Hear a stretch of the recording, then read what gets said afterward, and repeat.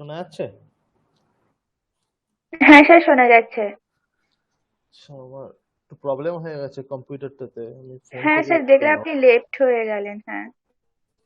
মানে মাইকটা কাজ করছে না আর কি, ফোন থেকে জয়েন করলাম ওই জন্য। হুম, দেখলাম। ঠিক আছে, এক মিনিট।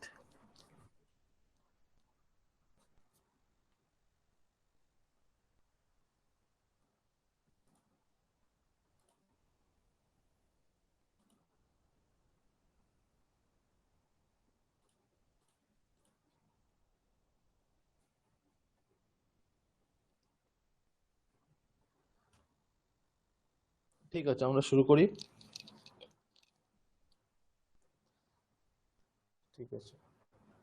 ওম सहना भवतु, सहनौ भुनक्तु, वीर्यं करवावहै, तेजस्विनावधीतमस्तु मा विद्विषावहै।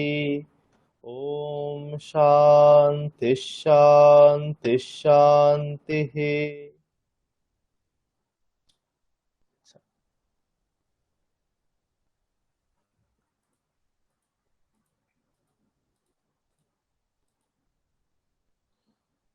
আমরা আগের দিন কিছু কাজ ছিল দেওয়া, তাই তো? আমি একটা খাতা দেখিয়ে দিচ্ছি, ঠিক আছে? স্যার একটা কথা বলি। হ্যাঁ, বলুন। স্যার বলবো, স্যার বকবেন না তো? না না, বলুন। বলছি স্যার, আমি না একটাও পারিনি। আমি বুঝতে পারছি স্যার আমি কোনটা? পারছি না, কিন্তু এখানে পারছে আরও আছে যারা, তারা নিশ্চয়ই হোমওয়ার্ক করে এনেছে, কিন্তু আমি স্যার পারিনি, একটাও পারিনি। না না, অনেকেই করেনি, কয়েকজন মাত্র করেছে, কিন্তু আপনি একটাও করেননি?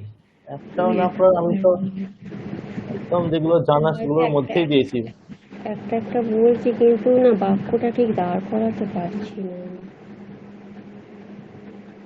আচ্ছা, ঠিক আছে, আমরা এই খাতাটা দেখি, দেখি আপনি দেখুন বুঝতে পারছেন কিনা, মানে সংস্কৃত ঠিক গুলো আছে, দেখে। ঠিক আছে স্যার।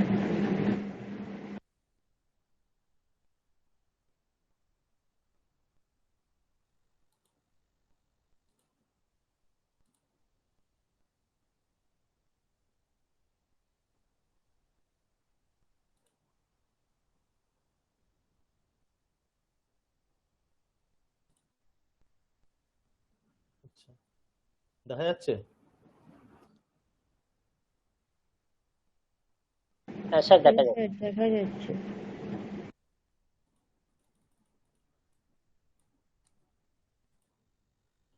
ঠিক আছে, প্রথম বাক্য ছিল বালিকারা বাড়ি থেকে সাইকেলের দ্বারা বিদ্যালয়ে গিয়েছিল।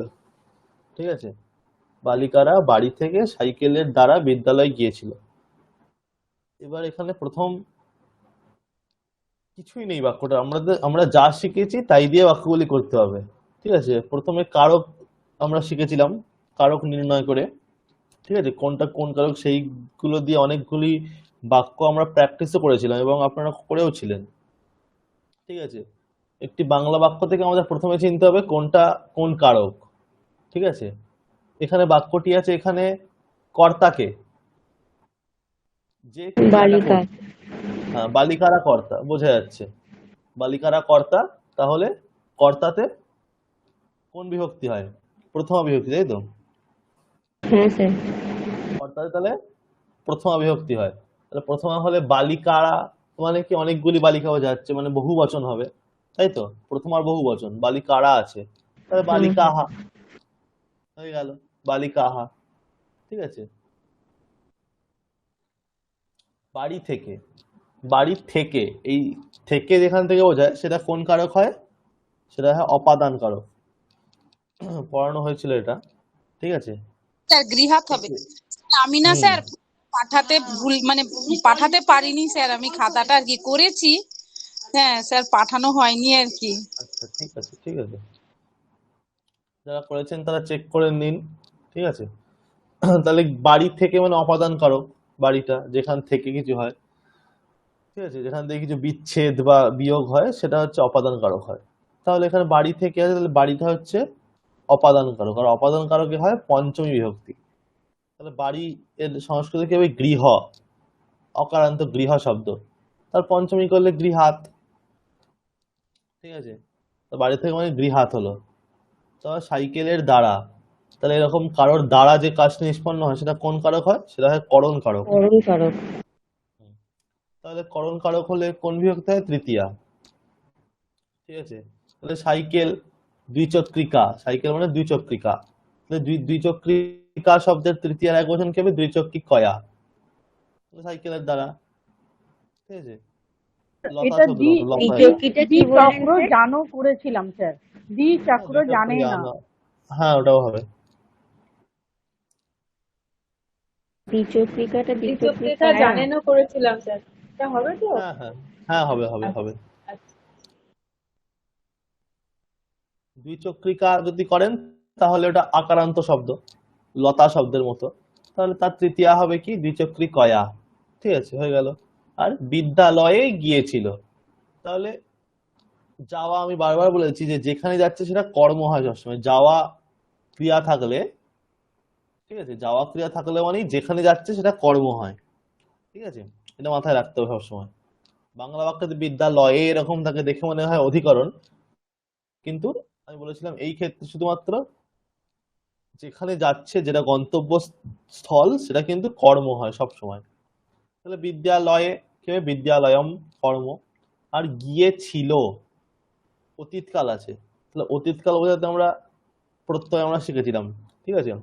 ত প্রত্যয় এবং তবতু প্রত্যয়। এবং এই বাক্যটি প্রথমে কি হয়ে যাবে? তবতু দিয়ে করতে হবে, তারপর ত দিয়ে করতে হবে। তাহলে তাহলে আমরা যদি তবতু দিয়ে করি, ঠিক আছে, কি হবে?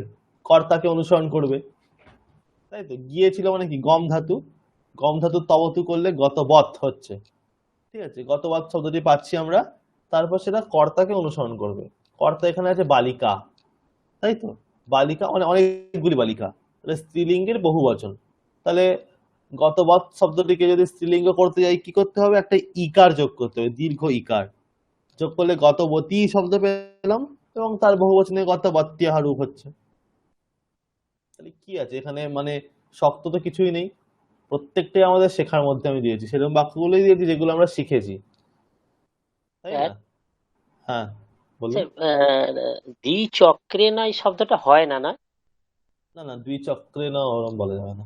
খুব যেন কমন কথা বলে ব্যবহার করা যায়। আচ্ছা, ঠিক।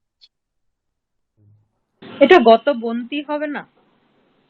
না, বালিকাহা আছে তো, স্ত্রীলিঙ্গ। ও হ্যাঁ।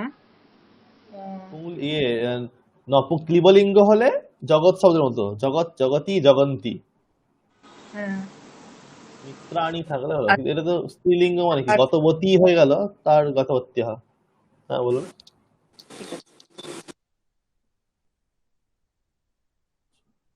তাহলে বোঝা গেল কর্তৃবাচ্যে।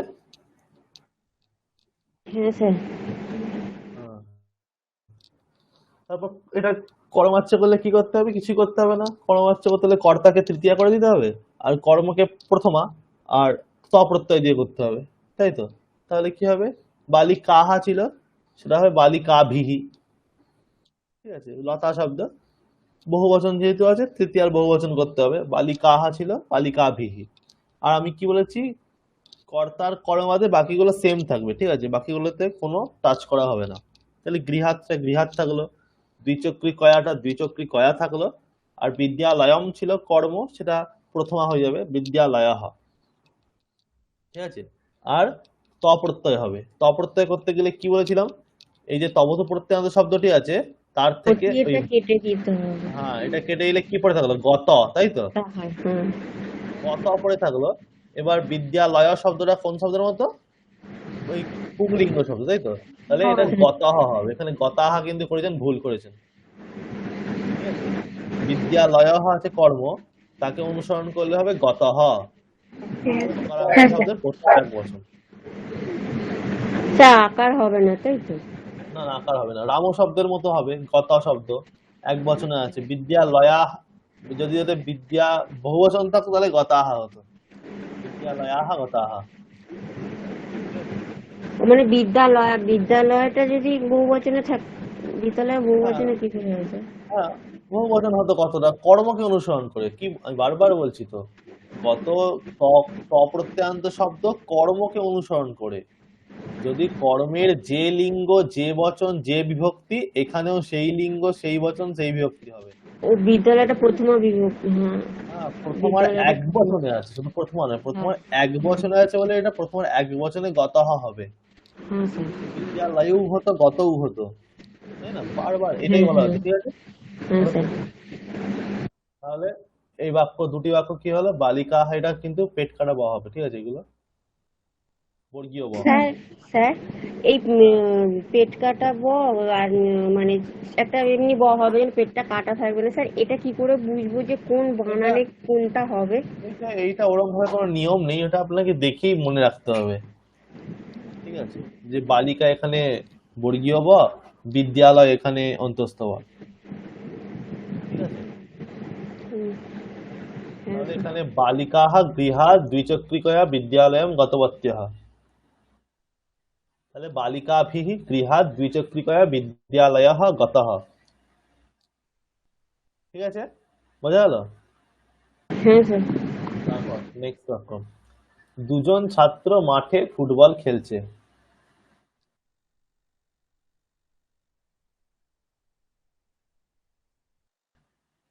দুজন ছাত্র মাঠে ফুটবল খেলছে, ঠিক আছে? তাহলে এখানে কর্তাকে দুজন ছাত্র, মানে ছাত্রও, ঠিক আছে? ছাত্রও মাঠে, এখানে মাঠেটা কিন্তু অধিকরণ, ঠিক আছে? অধিকরণ আছে মানে কোথায় খেলছে? মাঠে খেলছে। তাহলে অধিকরণ মানে প্রাঙ্গণে, ঠিক আছে? স্যার ক্রীড়াঙ্গনে লিখেছিলাম। হ্যাঁ, ক্রীড়াঙ্গনে হবে, তাহলে ক্রীড়া ক্ষেত্রে তো করা যেতে পারে। ছাত্রও প্রাঙ্গণে বা ক্রীড়াঙ্গনে, ঠিক আছে? প্রাঙ্গণে বা ক্রীড়াঙ্গনে ফুটবল খেলছে। তাহলে ফুটবলটা কি, এখানে কি খেলছে? ফুটবল খেলছে। ফুটবলটা হলো কর্ম, তাই তো? কর্ম হলে পাদ কন্দুকম, ঠিক আছে? আর খেলছে এখানে কিন্তু অতীত নেই, খেলেছিল বা খেলছিল এরকম নেই, তাহলে এখানে কিন্তু তবতু প্রত্যয় হবে না, তাই তো? তবতু প্রত্যয় কোন ক্ষেত্রে হয় বলেছে? অতীতকাল অর্থে। তো এখানে অতীতকাল যেহেতু নেই, তাহলে সিম্পল আমাদের লট লকার দিয়ে এটা করতে হবে। বর্তমান কাল স্যার। হ্যাঁ, খেলছে বর্তমান কাল তো, স্যার তাই না? পাদকন্দুকটা স্যার হ্রস্ব না দীর্ঘ? দীর্ঘ এটা, আচ্ছা কন্দুকম। স্যার। আচ্ছা, খেলছে এটা বর্তমান কাল, তাই না? খেলছে বোঝাই যাচ্ছে, বাংলা তো বোঝাই যাচ্ছে খেলছে। হবে স্যার? হ্যাঁ, হ্যাঁ, পাদতন্দুকম ওটা কি দীর্ঘৌকার হবে না হর্ষৌকার হবে? আর ওটা দীর্ঘকার হবে। আচ্ছা ঠিক আছে। তাহলে খেলছে যেহেতু বর্তমান কালে, যেটা তবত করতে হবে না, না হলে কি করতে হবে? লট লকার দিয়ে করতে হবে, সিম্পল। তাহলে দুজন ছাত্র, কর্তা, তাহলে তাহলে ছাত্র। খেলছে স্যার, একটা কথা স্যার, তা খেলছে এটা বর্তমান কাল লট লকারে খেলা কিরত যেটা হবে সেইটা বসবে। হ্যাঁ, এটা বলছে কর্তাকে অনুসরণ করে দুজন করতে ছাত্র পারছি মানে এটা। ওটা হ্যাঁ, হবে না কিরতহ। হ্যাঁ, ক্রীড়াতহ। আর কিরত আমি তাহলে ভুল করেছিলাম, আমি তবত তো করেছিলাম, ভুল হয়েছে। না, তবতু হবে না তো, আমি তবতু কোথায় হবে বলেছি? শুধুমাত্র হ্যাঁ হ্যাঁ অতীতকাল ভুল বোঝাতে। হয়েছে। হ্যাঁ ঠিক আছে। আমি মিক্সচার করে দিয়েছিলাম বাক্যগুলো, ওই জন্যে। তারপর দুজন ছাত্র মাঠে ফুটবল খেলছে। দুজন ছাত্র, তাহলে ছাত্রও প্রাঙ্গণে পাদকন্দুকম ক্রীড়াতহ। ছাত্রও আছে, প্রথম পুরুষের দ্বিবচন, তাই তো? তাহলে ক্রীডতি, ক্রীড়াতহ, ক্রীডন্তি। তাহলে ক্রীড়াতহ হচ্ছে ছাত্রও ক্রীড়াতহ, ঠিক আছে? তাহলে হলো, এটাকে যদি কর্মবাচ্য করা হয় কি হবে? ছাত্রটাকে প্রথমা আছে, এটাকে তৃতীয়া করতে হবে, ঠিক আছে? এবার প্রথমার কোন বচন আছে? দ্বিবচন, তাহলে তৃতীয়ার দ্বিবচন করতে হবে, তাই তো? আমি বলেছিলাম যে বিভক্তিটা চেঞ্জ হবে, কিন্তু বচনটা চেঞ্জ হবে না। তাহলে প্রথমা ছিল, তৃতীয়া হচ্ছে, কিন্তু দ্বিবচন ছিল, সেটা দ্বিবচনে কিন্তু রাখতে হবে। ছাত্রও ছিল, ছাত্রাভ্যাম। তারপরে প্রাঙ্গণে, এটা প্রাঙ্গণেই থাকবে। আর পাদকন্দুকমটা, কন্দুকম ওটা ফল শব্দের মতো যেহেতু, ঠিক আছে? তাহলে ওটা প্রথমা করলেও একই থাকবে, পাদকন্দুকম আর স্যার এটা আর কর্মবাচ্য, ক্রিডাতে হবে, এটা ভুল আছে। হ্যাঁ, এটা কি করতে হবে? মূল ধাতুর সঙ্গে কর্মবাচ্যের নিয়ম কি? মূল ধাতুর সঙ্গে এটা চফলা যোগ হবে, আর আত্মনেপদে হবে, আর কর্ম অনুযায়ী হবে। তাহলে ক্রিড্য পেলাম আমরা, ক্রিড্য ধাতু, আর পাদকান্দুকম এর অনুযায়ী হবে, তাই তো? তাহলে এটা কি এক বচনে আছে, তাহলে ক্রিড্যতে হবে, ক্রিড্যতে কিন্তু হবে না, ঠিক আছে? ক্রিড্যতে, পাদকান্দুকম ক্রিড্যতে, ঠিক আছে? বানানটা কি হবে স্যার? ক্রিড্যতে এই একারটা হবে না, এই ইয়কারের যে একারটা, এটা হবে না, ক্রিড্যতে, ঠিক আছে? তারপর আমি গতকাল রামকে পেন দিয়েছিলাম, তাহলে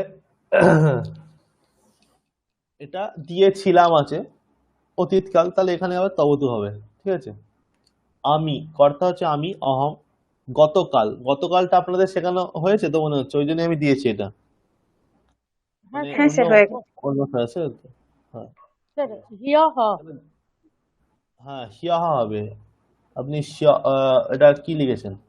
এটা তো ওটা বাংলায় আছে হ। তালবসু হয়ে গেছে, হটা হ্যাঁ, হ্যাঁ শিয়াহা বাংলা হয়েছে, হ হয়েছে। হয় জফল হবে, শিয়াহা, ঠিক আছে?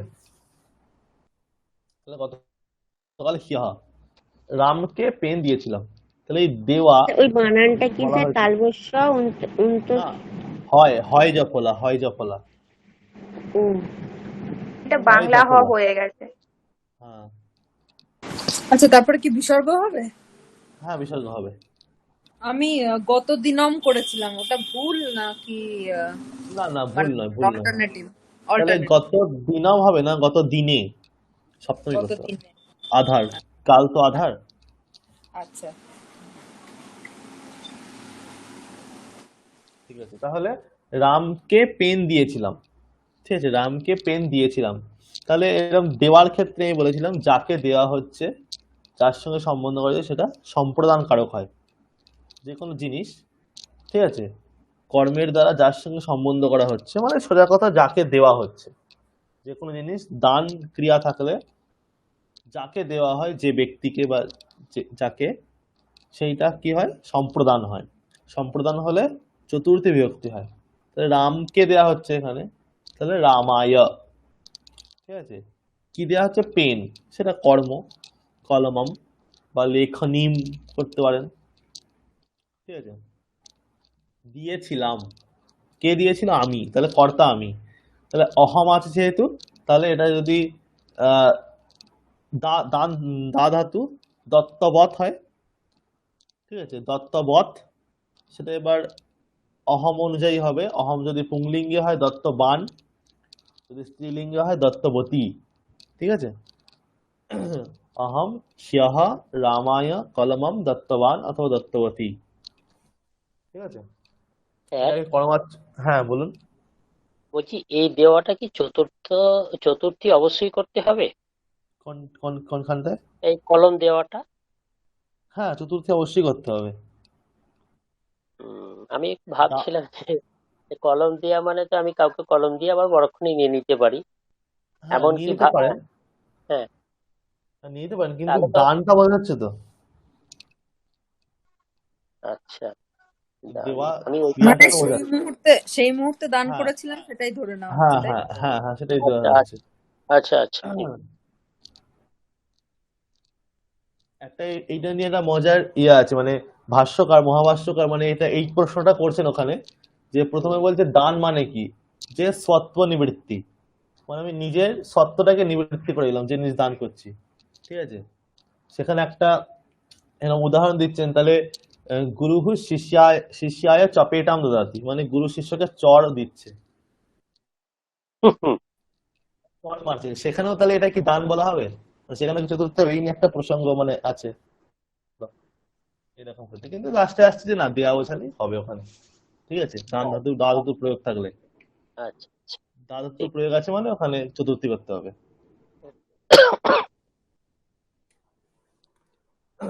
তাহলে একটা কর্তৃবাচ্য হলো অহম হ্যহ রামায় কলমম দত্তবান।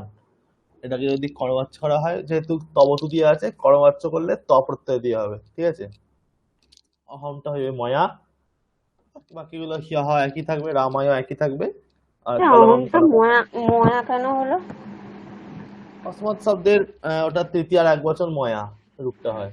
অসমত শব্দের রূপ এরকম অহম আবাম বয়ম মাম মা আবাম রূপ আসমান নাহ ময়া আবাভ্যাম আসমাবি, এরকম রূপ হয়। ময়া আমি লিখে দিয়েছিলাম, মনে করুন স্যার তিনটে রূপ, প্রথম আর দ্বিতীয় তৃতীয় তিনটে আমি লিখে দিয়েছিলাম, যেহেতু এই করবাচ্চের জন্য তৃতীয়টা দরকার হয় বলে, তাই না? অসমত শব্দ যুষ্ম শব্দের তিনটে রূপ আমি লিখে দিয়েছিলাম। তাহলে অহমটা চেঞ্জ করলে হবে ময়া, হিয়াহ রামায় কলমহ দত্তহ, ঠিক স্যার আছে? লেখনী লিখলে তাহলে লেখনী লেখনী দত্তা হবে। লেখনী দত্তাহা হ্যাঁ, দত্তাহা নয়, দত্তা, দত্তা। এক বচন। হ্যাঁ, হুম। লতা শব্দের মতো। ঠিক আছে, তাহলে 4 নম্বর, তোমরা রান্নাঘরে বসে আছো। ঠিক আছে, তোমরা রান্নাঘরে বসে আছো। তোমরা কি আছে, ইউয়ম, রান্নাঘরে মহান আছে, বসে স্যার আছো। এবার হবে না স্যার? পাকশালায়াম, হ্যাঁ পাকশালায়াম, ঠিক আছে, পাকশালায়াম করতে হবে। হ্যাঁ স্যার, ঠিক আছে, পাকশালায়াম করেছি স্যার আমি। বসে আছো, বসে থাকা, তোর উপবিশতি যদি করা হয় তাহলে এটা কিন্তু ইউয়ম উপবিশতি হবে কি না স্যার, উপবিশন্তি হবে উপ স্যার। না, উপবিশন্তি করে উপবিশেষাহ। হবে। হ্যাঁ, এটা উপবিশথা। হ্যাঁ প্রথমে হ্যাঁ হ্যাঁ আমরা বলতে হবে কোন পুরুষ হবে, যুষ্মৎ থাকলে কোন পুরুষ হবে, উপবিশথা। মধ্যম মধ্যম মধ্যম পুরুষ পুরুষ, বহুবচন। মধ্যম বহু বচন। হ্যাঁ, তার আবার বহু বচন আছে, ইউয়ম। তাহলে ওই সি থস থ থটা হবে। হ্যাঁ, উপবিশাদ থ, ঠিক আছে, শুধুমাত্র থ, বিসর্গ কিন্তু না, উপবিশাদ থ, বুঝা যাচ্ছে? রান্নাঘরটা পাকশালা হবে তো? হ্যাঁ, পাকশালা করলে ওটা সপ্তমী করতে হবে, পাকশালায়াম, যেহেতু অধিকরণ, রান্না ঘটে, ঠিক আছে? আচ্ছা, তাহলে ইউয়ম মহান আছে অথবা পাকশালায়াম উপবিশাদ থ, ঠিক আছে? তারপর এটাকে চেঞ্জ করলে কি হবে, করম হচ্ছে ইউয়মটা হবে ইউষ্মাভিহি, ঠিক আছে, ইউষ্মাভিহি, এটা হয়ে যাবে। এখানে যেহেতু কোনো কর্ম নেই, তাহলে এটাকে চেঞ্জ করলে কোন বাচ্চা হবে, ভাব বাচ্চা। ভাব বাচ্চে। ভাব বাচ্চে ইউষ্মাভি মহানাস আর উপবিশ্যাতে, ভাব বাচ্চা করলে সবসময় প্রথম পুরুষের এক বচনই প্রয়োগ হবে, ঠিক আছে, উপবিশ্যাতে, ইউষ্মাভি মহানাস উপবিশ্যাতে। পাকশালাটা কি হবে স্যার? ওটা তো একই থাকবে, আমি তো বারবার কি বলছি যে কর্তা ও কর্ম বাদে আচ্ছা, হ্যাঁ বাকিগুলো হ্যাঁ আমরা কোনো চেঞ্জ করব না, হ্যাঁ হ্যাঁ। বাকিগুলো একই থাকবে, সে বাচ্চাই করি আমরা, ঠিক আছে। ইউষ্মাভি মহানাস উপবিশ্যাতে। তারপর মাছগুলি নদীতে খেলা করছে, মৎস্যাহা নদ্যাম ক্রীডন্তি, ঠিক আছে। তারপর মৎস্যৈহি নদ্যাম ক্রীড্যতে, ঠিক আছে, এটাও ভাব বাচ্চা হচ্ছে চেঞ্জ করলে, যেহেতু কর্ম নেই, ঠিক আছে, এখানে মৎস্যৈহি নদ্যাম ক্রীড্যতে, বোঝা গেছে? তারপর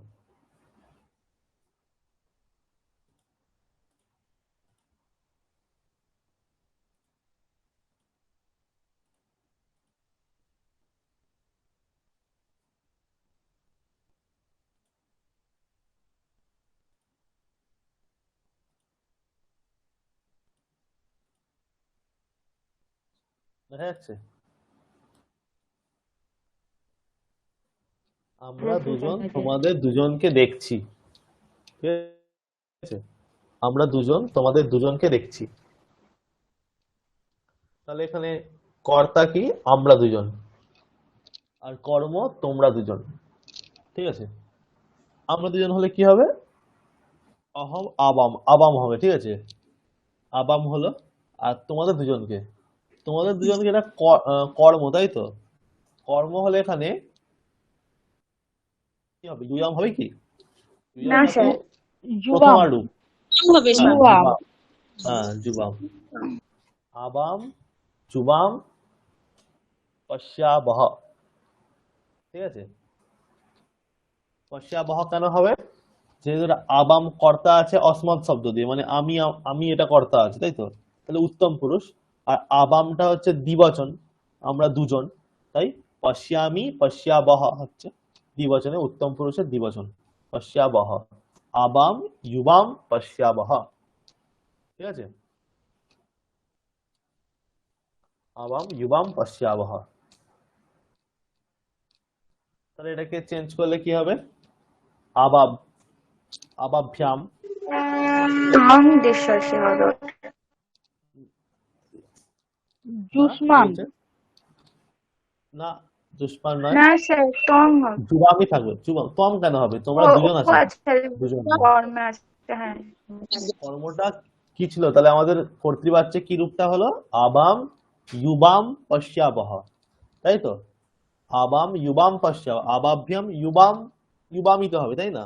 মানে ওটা হ্যাঁ, কর্মের ঠিক আছে। মানে দ্বিতীয়ার দ্বিবচন ইউবাম ছিল, আর প্রথমার দ্বিবচনে ইউবামি রূপ হয়।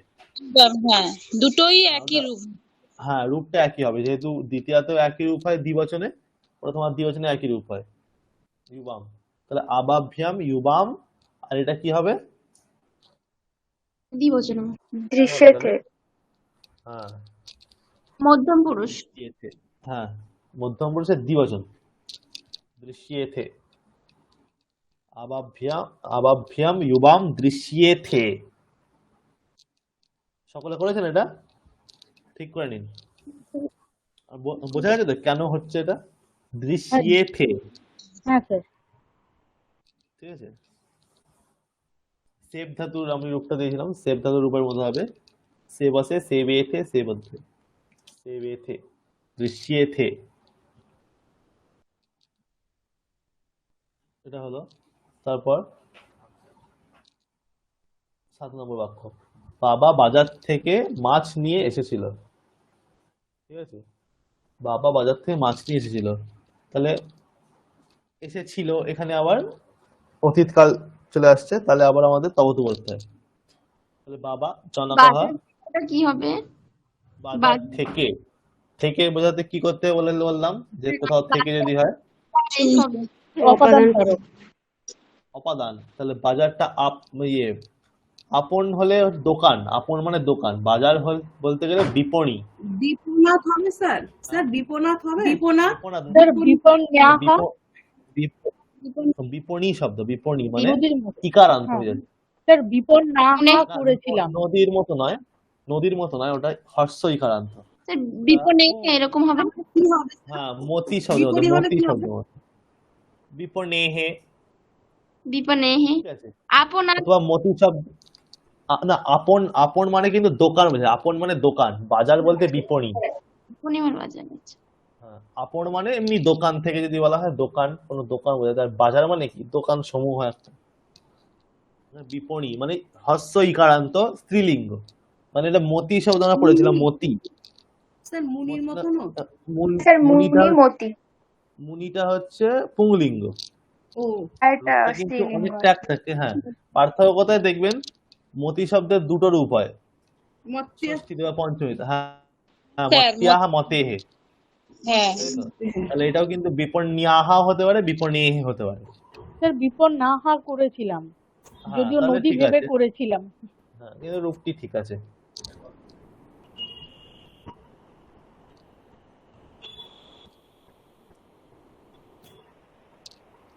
ঠিক আছে, তাহলে জনকহ বিপণেহে অথবা বিপণ্যাহা, মাছ, হ্যাঁ বাজার থেকে, তাহলে অপাদান হবে, তাই তো? থেকে হলে অপাদান নিতে হবে এখানে। তাহলে মাছ নিয়ে এসেছিল, মাছ কি নিয়ে এসেছিল? মাছ। তবে মৎস্যম আনিতবান, স্যার নিতবান করেছিলাম, ওটা কি ভুল হয়ে যাবে?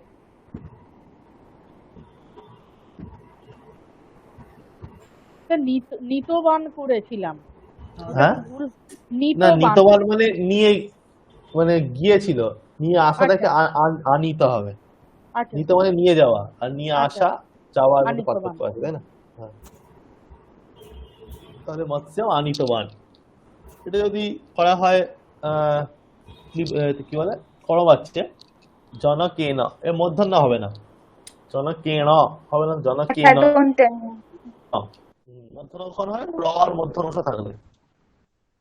এখানে সেরকম কিছু নেই।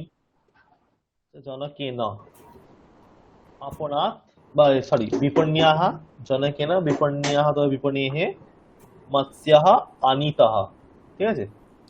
হুম মৎস্যঃ জনগণ আনীতঃ। আমি প্রতিদিন সন্ধ্যা বন্দনা করি। আমি প্রতিদিন সন্ধ্যা বন্দনা করি। অহম, স্যার এটা স্যার ওটা মূর্ধন্য হবে না দন্তেন্য হবে আনিত হয়? এটা দন্তন্যই থাকবে যেমন আছে। আচ্ছা স্যার। এইখানটায় বললাম মূর্ধন্য হবে না দন্তন্য হবে, এই জনকেন।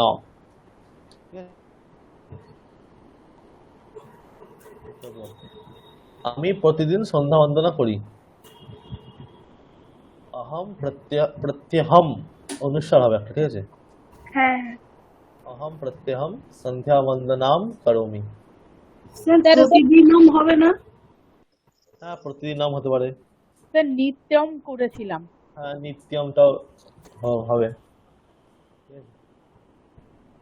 প্রত্যহম প্রতিদিনম নিত্যম সবগুলোই হবে।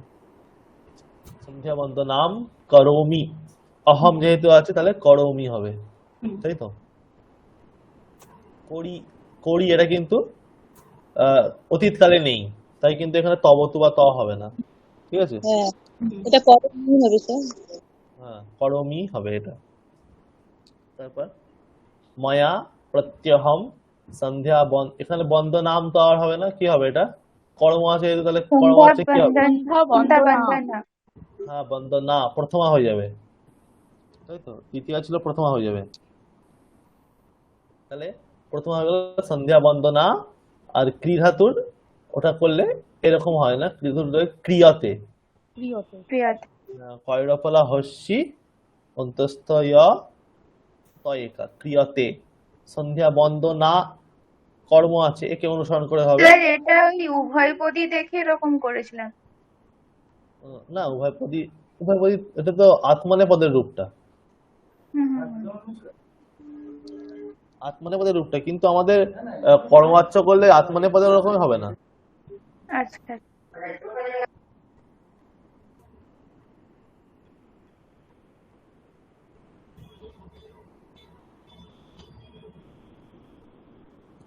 তাহলে এখানে সন্ধ্যা বন্দনা ক্রিয়াতে হবে, ঠিক আছে? ক্রিয়াতে, যেহেতু প্রথম পুরুষে এক বচন, ক্রিয়াতে হচ্ছে, ঠিক আছে?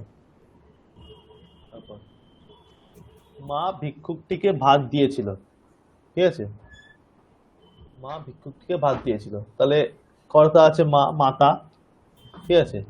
অথবা জননী করতে পারেন, দীর্ঘ ইকারান্ত শব্দ, যেহেতু মাতা শব্দটা আমরা সেরকম পড়িনি এখনো, এটা মাতৃ শব্দ, ঠিক আছে? আকারান্ত কিন্তু নয়, মাতৃ শব্দ, রিকারান্ত। যাই হোক, জননী করতে পারেন, যে নদী শব্দের মধ্যে হবে জননী করলে। মাতা করতে পারেন যদি কেউ জানেন। তাহলে মা ভিক্ষুকটিকে, মাতা ভিক্ষুকটিকে ভাত দিয়েছিল, তো দরিদ্রায় ভিক্ষুকায়, ঠিক আছে? আর দরিদ্রায়, হ্যাঁ স্যার ভিক্ষুকটিকে, যাচক, যাচক বলা যাবে হ্যাঁ স্যার? হ্যাঁ যাচকায় বলা যেত, দরিদ্র বলা যাবে না, কারণ দরিদ্র মানে আলাদা জিনিস, তাই না? দরিদ্র, আচ্ছা ঠিক আছে। দরিদ্র হ্যাঁ মানে যে ভিক্ষুক সেরকম তো নয়। হুম হুম হুম হুম। তাহলে ভিক্ষুকায় যাচকায় অন্নম দত্তবতী, তো মাতা স্ত্রীলিঙ্গ আছে একবার দত্তবতী। বানানটা বলবেন, অন্তস্তয়াকার চ ক, কোনটা? ওই কোনটা? ভিক্ষুকের যেটা বললেন শব্দটা। যাচকা। যাচক, তাই তো? হ্যাঁ অন্তস্থ, হ্যাঁ অন্তস্থ জায়গা চ কয়াকা ইয়, আচ্ছা যাচকায়, মানে শব্দটা হলো অন্তস্থ জায়গা চ ক, যাচক অকারান্ত। এটা এবার করমাচ্ছ করলে মাতা শব্দ যদি করেন তাহলে এটা রিকারান্ত আছে, মাত্রা এরকম রূপ হবে, ঠিক আছে? এটা আমরা পড়িনি এখনো। যদি জননী করা হয় জননিয়া হবে, নদী শব্দ তো নদ্যা, তৃতীয়াতে, ঠিক আছে? আমি ভিক্ষুকটা ভিক্ষুকই রেখেছিলাম, ভিক্ষুকটা কি হবে না? হ্যাঁ হ্যাঁ ভিক্ষুক তো হবে, আচ্ছা ভিক্ষুক তো হবে, ভিক্ষুকায়। তাহলে মাত্রা অথবা জনন্যা ভিক্ষুকায় অন্নম, আর এটা কি হবে? আপনি যেমন যাচকায় হয় ওটাই যাচকায় হয়ে থাকবে তো? হ্যাঁ, যা তো পাই থাকবে, অন্যগুলো তো চেঞ্জ হবে না। অন্নম, এটা কি হবে এটা? স্যার আমি তো দত্তম করেছি। দত্তমই তো হবে। ও কর্মকে অনুসরণ করবে, তাই না? হ্যাঁ দত্তা কি স্যার, করে? হ্যাঁ। কর্মকে অনুসরণ করে কর্ম আছে স্যার, ক্লিবলিঙ্গে নতুন। প্রথম হ্যাঁ হ্যাঁ হ্যাঁ। এক বচন, তাহলে দত্তম হবে। অন্নম দত্তম, তাই না? ঠিক আছে। তারপর শেষ বাক্য কি আছে? আগামীকাল আমি বিদ্যালয়ে যাব না। ঠিক আছে, আগামীকাল মানে শ্বহা। হুম। ঠিক আছে, আমি অহম বিদ্যালয়ে যাব না। আবার এখানেও সেই যাওয়া আছে, তার মানে কি স্যার যেখানে যাবো সহা কি হবে? স্পেলিংটা কি হবে স্যার? দুনতে ছয় এই তো, বয়ের বিসর্গ? হ্যাঁ হ্যাঁ এটাই। দুনতের স না তাল? দুনতের স? তারপর দুনতে।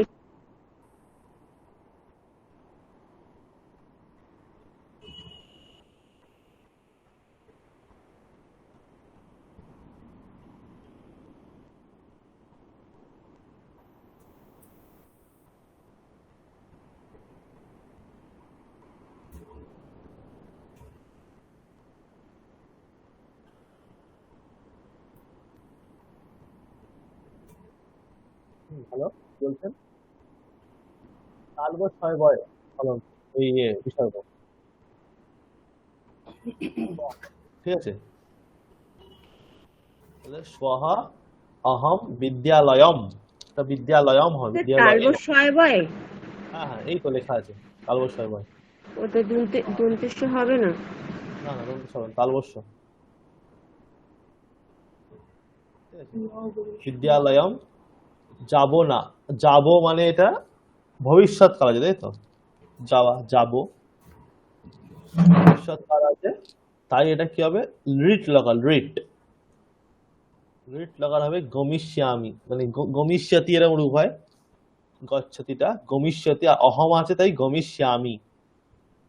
স্বহা অহম বিদ্যালয়ম ন গমিষ্যামি। ঠিক আছে,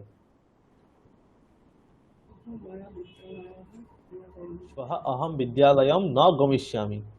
ঠিক আছে, আর এটা যদি কর্মবাচ্য করা হয়, স্বহা ময়া বিদ্যালয়ঃ বিদ্যালয়ः।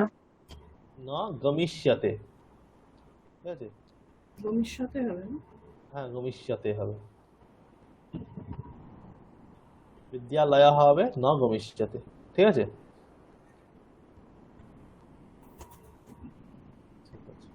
আচ্ছা আমার একটুখানি একটা কাজ আছে, 5 মিনিট, একটু আপনারা ওই ইয়েটা প্র্যাকটিস করুন, আমি এক্ষুনি 5 মিনিট পর আবার আসছি। ঠিক আছে, ওই সংস্কৃত বাক্যগুলো প্র্যাকটিস করুন। ঠিক আছে, আমি আচ্ছা খুলে দিয়ে যাচ্ছি। স্যার কোন বাক্যগুলো? আমি ওই ওই সেই পিডিএফটা আছে না, একটি বাক্য দিয়ে অনেকগুলি বাক্য। আচ্ছা আচ্ছা আচ্ছা আচ্ছা স্যার, যন্ত্র। আমি খুলে দিয়ে যাচ্ছি এখানে পিডিএফটা, আমি এসে ধরবো। হ্যাঁ, তারপর একটা জিনিস পড়াবো, সমাস নিয়ে একটু পড়াবো আজকে। ঠিক আছে স্যার। এক মিনিট, আমি খুলে দিয়ে যাচ্ছি এটা।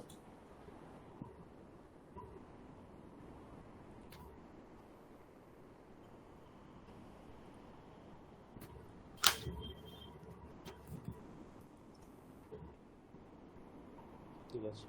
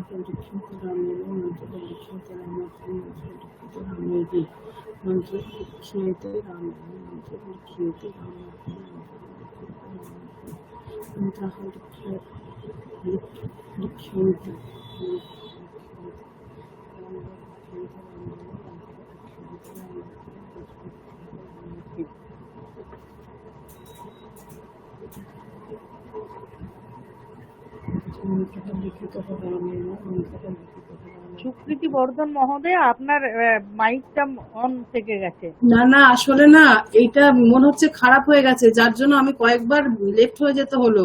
এবার আমি স্যার পড়া ধরবেন বলে এখন আপাতত অন করে রেখেছি, তারপর অফ করে দেবো, আচ্ছা আচ্ছা, কারণ এটা অফ অন হচ্ছে না দেখছি। ঠিক ঠিক ঠিক, ঠিক আছে।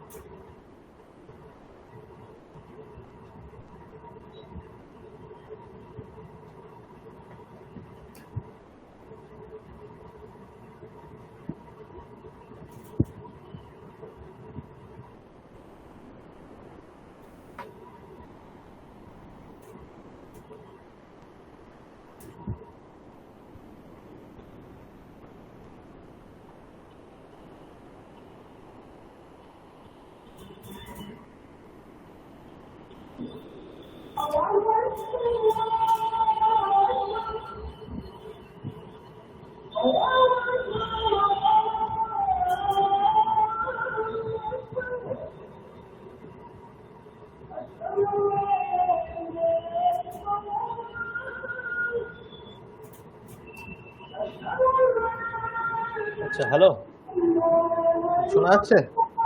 হ্যাঁ স্যার। স্যার শুনুন। ঠিক আছে। আচ্ছা, আপনাদের তো পরীক্ষা আছে। আচ্ছা, কারো আনমিউট আছে কি? স্যার আমারটা আপনার আনমিউট আছে? হ্যাঁ, ঠিক আছে। মানে একবার হলে না অন অফ হলে আর হচ্ছে না, ওই জন্য অন করে রেখেছিলাম। আচ্ছা আচ্ছা, ঠিক আছে। আচ্ছা, আপনাদের পরীক্ষা আছে এই সেপ্টেম্বরের 7 তারিখে, তাই তো? মানে আমার ক্লাসে, যে যার ক্লাসে তার তার পরীক্ষাটা হবে। স্যার আপনারটা প্রথমে হবে। হ্যাঁ, আমারটা বুধবার থেকে শুরু হচ্ছে, তো প্রথমটা আমারটা আছে। তাহলে আমাদের আর এরপর 3টে ক্লাস পাওয়া যাবে মেবি। ঠিক আছে? স্যার পরীক্ষাটা একদিনই হবে তো? না। হ্যাঁ, একদিনই যে যার একদিন, মানে তিনটে আচ্ছা তিনটে টিচার, মানে 3 দিন হচ্ছে টোটাল। স্যার, সংস্কৃত দিবস পালনের একটা কথা উঠেছিল, ওটা কি? ওটা তো ব্যাপারটা হলো সেইরকম ভাবে প্ল্যান করে করা যাচ্ছে না, যেটা যেহেতু অনলাইনে। সেই মহাজ তো আপনাদের একটা বললেন, দেখলাম মেসেজ করেছেন যে উম, যে যার কিছু যদি কিছু কন্ট্রিবিউশন 5 মিনিট হ্যাঁ 7 মিনিট কিছু হ্যাঁ করে হ্যাঁ যদি হ্যাঁ। পাঠানো যেতে পারে, সেটা এডিট করে ইউটিউবে ছাড়া হবে আর কি। হুম। কয়েকজন স্যার আমি করেওছেন। একটা তৈরি করছিলাম, একটু যদি দেখে দেন, মানে লিখতে গিয়ে কিছু তো ভুল হতে পারে। আচ্ছা, হ্যাঁ, আমাকে পাঠাতে পারেন। আচ্ছা স্যার, আমি তাহলে আমি পাঠিয়েছি করে স্যার কারেকশন। কালকে স্যার আপনাকে পাঠাচ্ছি, মানে প্রায় হয়ে এসছে, একটু চেক করতে হবে এবার ভুল টুল আছে মহাজকে একটু কারণ মহাজ তো কি একটা ডেট বলেছেন না, যেহেতু 12 তারিখে বলেছেন আপলোড করা হবে, হ্যাঁ তাহলে স্যার। কবের স্যার মধ্যে একটা আজ ডেট? 10 তারিখ অবধি স্যার বলেছিল লাস্ট। স্যার তাও আজ, একবার মহারাজ দিকে জিজ্ঞাসা করতে হবে। আচ্ছা স্যার, যদি কালকে দিই, মানে আজকে একটু সমস্যা হয়ে গেছে, হুম, কমপ্লিট মানে সামান্য একটু বাকি আছে স্যার। ঠিক আছে, আপনি পাঠিয়ে রাখবেন, যদি মহারাজের সেরকম হয় তাহলে অ্যাড করে নেবেন মহারাজের। আচ্ছা স্যার। ঠিক আছে। আর পরীক্ষাটা আমাদের যেমন হবে হচ্ছে আহ, কিছু লিখিত হবে আর মৌখিক। বলতে আমি কিন্তু এই জিনিসটা বলেছি যে ধরবো, মানে এটা কিন্তু ধরবো, ঠিক আছে? এই সংস্কৃত যন্ত্রটা, এটা আমি কিন্তু ধরবো, সকলকেই ধরবো, ঠিক আছে? এটা কিন্তু মৌখিক বলতে হবে, ঠিক আছে? এই জিনিসটা আমাদের মৌখিক হবে, আর বাকিটা হবে লিখিত। লিখিতের মধ্যে যেমন আমরা পড়েছি সেইগুলোই থাকবে, বেশি কিছু থাকবে না, যে বাচ্য পরিবর্তন, ত প্রত্যয় তবত প্রত্যয় দিয়ে, ঠিক আছে? স্যার আপনি কোশ্চেন দিয়ে দেবেন, তারপরে আমরা অ্যান্সারটা করবো, তাই তো? হ্যাঁ, হ্যাঁ, হ্যাঁ, হ্যাঁ, স্যার মানে হ্যাঁ, স্যার এমনি খাতাতে করবো, লিখবো, হ্যাঁ, খাতাতে লিখবেন, লিখে পাঠাবেন। লিখে ছবি তুলে পাঠাবো। হ্যাঁ, হ্যাঁ, স্যার কারকও তো থাকবে। হ্যাঁ, হ্যাঁ, কারক। আমি যা যা পড়িয়েছি, আমি কারক পড়িয়েছি, ত প্রত্যয় পড়িয়েছি, তবত প্রত্যয় পড়িয়েছি, ঠিক আছে? বাচ্য পরিবর্তন পড়িয়েছি, এইগুলোর মধ্যেই থাকবে, ঠিক আছে? স্যার স্যার, কৃত্য প্রত্যয়। হ্যাঁ, স্যার কৃত্য প্রত্যয় পড়ানো আছে। রিভিশন যদি স্যার কিছু হতো ভালো হতো, একটা দিন হ্যাঁ, অন্তত একটু। লাস্টের দিনটা, হ্যাঁ, সে লাস্টের দিনটা না করবো আমরা মানে সবগুলো একটু স্যাম্পল করে। যদি যেরকম আসবে সেরকম যদি কিছু হুম, হুম, রিভিশন হয়। ঠিক আছে। লাস্টের দিন না, সামনের দিন করলেই ভালো। হ্যাঁ, হ্যাঁ স্যার, তাও হলে তো আরো ভালো হয়। রিভিশনটা আগে করে নিয়ে আবার নয় নতুন করে আবার পড়তে পারবো। হ্যাঁ সেটা হলে স্যার ঠিক ভালো আছে, হয় আরো। তাহলে ওর দেখছি ওটা। স্যার ঠিক আছে। সমাসও কি থাকবে? বললেন হ্যাঁ, যেটা সমাজ পড়াবেন। হ্যাঁ, সমাজ পড়াবো। এখান থেকে বেশি থাকবে না, ঠিক আছে? এটা জাস্ট জানার জন্য পড়াচ্ছি। খুব বেশি থাকবে না, একদম অল্প থাকতে পারে, একটা থাকতে পারে। স্যার কর্তৃবাচ্যটা কি কত থাকবে? নম্বরের পরীক্ষা হবে? কত নম্বরে সেটা মহারাষ্ট্র বলেছেন 100, কিন্তু 100 ওরম ভাবে সম্ভব নয়। 1 ঘন্টার মধ্যে ওরম ভাবে 100 নাম্বার, বা 2 ঘন্টার মধ্যে। তা আমরা দেখি কত নম্বরের, যেমন যে সাবজেক্ট পড়ানো হয়েছে তার মতোই হবে একটা। মোটামুটি একটা রাউন্ড ফিগার করার চেষ্টা চলবে, হয় 50। আপনি 100 আর অন্য স্যারেরাও আবার 100 100? হ্যাঁ, সেরকমই তো মহাজ বললেন, কিন্তু আমাদের তো যেহেতু এরকম কোনো বড় কোশ্চেনের ব্যাপার নেই, তাই না? সবটাই তো জাস্ট 1 নাম্বারই হবে, পুজো 2 নাম্বার, যে কোনো বাক্য হতে পারে। আমাদের তো আর কোনো বড় কোশ্চেন নেই, অন্তত আমার সাবজেক্টটাতে। অন্য তো থাকতে পারে কিছু, চিঠি লেখা যারা শেখাচ্ছেন ওইসব কিছু থাকতে পারে বড় কোশ্চেন, না? তো আমারটাতে তো ওরকম বড় কোশ্চেনের কিছু ব্যাপার নেই, তাহলে অত নাম্বারের তো সম্ভব না ওরম ভাবে। আর স্যার বলছি, ধরুন যদি পরীক্ষায় ফেল করি, পরের স্তরে আর সেখানে মানে ভর্তি হওয়া যাবে না, না? হ্যাঁ, সেটা জানি না মহারাজ, ফেল করবেন কেন? ওই চিঠি কি লিখতে পারবো? মনে হয় না। স্যার হ্যাঁ, স্যার লিখতে পারবো না। হ্যাঁ, বলুন। বলছি, এই যে জিনিসটা আপনি যেটা এখন স্ক্রিনে দেখতে পাচ্ছি, আমি একটা দুটো ক্লাসের গন্ডগোল করেছিলাম, পুরো আমার ঘেঁটে আছে স্যার। আমি কিছুতেই এখান থেকে উদ্ধার হতে পারছি না, কিছুতেই পাচ্ছি না। করতে হবে। স্যার আপনি একদিন স্যারকে রেকর্ডিং পাঠিয়ে দেবেন, তাতেই হয়ে যাবে, আপনাকে করতে হবে নিজে থেকে। না, এক এক ম্যাম এত সুন্দর বলছেন, আমি আগের দিন শুনলাম, কিন্তু আমি অনেকেই সুন্দর বলছেন, অনেকেই সুন্দর, খুব কিছুতেই সুন্দর স্যার এটা আমি বলছেন। একদম উদ্ধার হতে পারছি না। অনেকের এটা তো বিষয়টা সংস্কৃত না, এখানে যারা আছেন অনেকেরই বিষয় সংস্কৃত, ওরা তো বলবেনই সুন্দর। আর আমরা এটা তো প্রাইমারি স্কুল, মানে আমরা অ ক খ শিখে আমরা হাই স্কুলে উঠে গেছি, এরকম হয়ে গেছে ব্যাপারটা আর কি। হ্যাঁ, না, কিন্তু এটা আমার এটা তো প্রাইমারি। এটা টিকটক এটা তো আমি বললো অনেকবার স্যার, শেখানোর চেষ্টা করেছি, তাই না? না স্যার, এখন শিখেছি, কিন্তু প্রথম প্রথম তো আমার একেবারে মানে মাথা গোমর করছিল। না স্যার, আপনার পড়াটা পুরো বুঝতে পেরেছি, পারবো কিনা সেটা পরের ব্যাপার, কিন্তু পুরো বুঝতে পেরেছি স্যার, আপনার পড়াটা পুরোটা ধরতে পেরেছি পুরো। স্যার আপনার পড়ানোর এটা খুব সুন্দর স্যার, আপনার পড়া খুব সুন্দর, আমি পাচ্ছি না, সেটা আমার ব্যর্থতা। আর স্যার আরেকটা কথা আমি সবাইকেই বলছি, সবাইকে একটু বলছি যে আমাদের যে সেকেন্ড স্তরটা এটা মানে মহারাজকে বলে একটু যদি পুজোর পরে শুরু করা যায় আর কি, তাহলে ভালো হতো নাকি? সামনে এত ঝামেলা, তো ছুটি ছাটা পুজোর সামনে, এত মহারাজকে হ্যাঁ, বলবেন এটা যাতে হতো স্যার, এটা আমাদের ওই আর্ধেক পরীক্ষা ক্লাস আছে, পুজোতেই বেরিয়ে পুজোর যাবে পরে পরীক্ষা স্যার। আছে, দিওয়ালির পরে শুরু করলে এটা সবচেয়ে ভালো হতো আর মহারাজজিকে বলতে হবে। সেটা মহারাজি সেকেন্ড ডিসিশন নেবেন। স্টেপটা। হ্যাঁ হ্যাঁ, সবাই মিলে একটু স্যার আপনিও বলবেন মহারাজকে যে সবাই স্যার, বলবেন। আসলে ব্যাপারটা ওখানে কি থাকে, ওখানে তো একটা কোর্স মানে ওখানে মানে স্বামীজির যে বাড়ি যেটা, ঠিক আছে, স্বামীজি হাউস, সেখানে একটা কোর্স চলতে থাকে। তো এবার একটা কোর্স ধরুন চলছে, মানে ওটা তো বন্ধ হয়ে গেলে কি 2-3 মাসের একটা ব্যাপার থাকে। এই জন্য মহারাজ কি চাইছেন, সারা বছরই যাতে চলতে থাকে কোর্সটা, সারা বছরই কিছু না কিছু চলতে থাকে কোর্স, মানে কিছু না কিছু হলো। স্যার একটা কথা এখন ছিল, যদি গ্যাপ দেওয়া যায়, 2-3 মাসের স্যার গ্যাপ একটা হয়ে যাবে। কথা ছিল, স্যার স্যার ছুটি হলে ছুটি দেওয়া হবে তো? স্যার একটা কথা ছিল, হ্যাঁ হ্যাঁ, শোনা বলুন। যাচ্ছে না না আমার কথা? শোনা যাচ্ছে, শোনা হ্যাঁ, যাচ্ছে, বলুন। বলছি যে স্যার সামনের সেশনে কি আপনি নেবেন, সামনের লেভেলে? সামনের লেভেলে যতটা সম্ভব না মনে হচ্ছে, যেহেতু ওখানে আমি ফার্স্ট এডটাই নিচ্ছি, সেকেন্ড এডটা এখন অন্যরা নিচ্ছে, তারাই নেবে আর মনে হয়, বাকি স্যার আমি 3 জন। একটা কথা বলি। আচ্ছা, যে ম্যাম বলছেন, ম্যাম আপনি কি রেজিস্ট্রেশন করেছেন?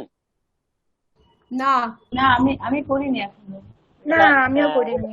ওটা কি লাস্ট ডেট কিছু দিয়েছে? না না, দেন। আমি 15 আমি তারিখ লেখা করছিলাম। আছে। আচ্ছা, আমি হ্যাঁ, 15 করছিলাম তারিখ কি, লেখা আছে। আমি হুম, কিছুতেই ওটা দেখি। রেজিস্ট্রেশন করতে পারছি না, বা একটা বিরাট সমস্যা হচ্ছে, কিছুতেই আজকে সারাদিন পারলাম না, সেই জন্য আগের একটু বার না, জিজ্ঞেস অমিয় দাস মহোদয়, আগের বার হ্যাঁ আমারও সমস্যা হয়েছিল, তো মহারাজকেও হ্যাঁ, ফোন করেছিলাম। আমিও করেছিলাম, আচ্ছা, আজকে কথা বললাম।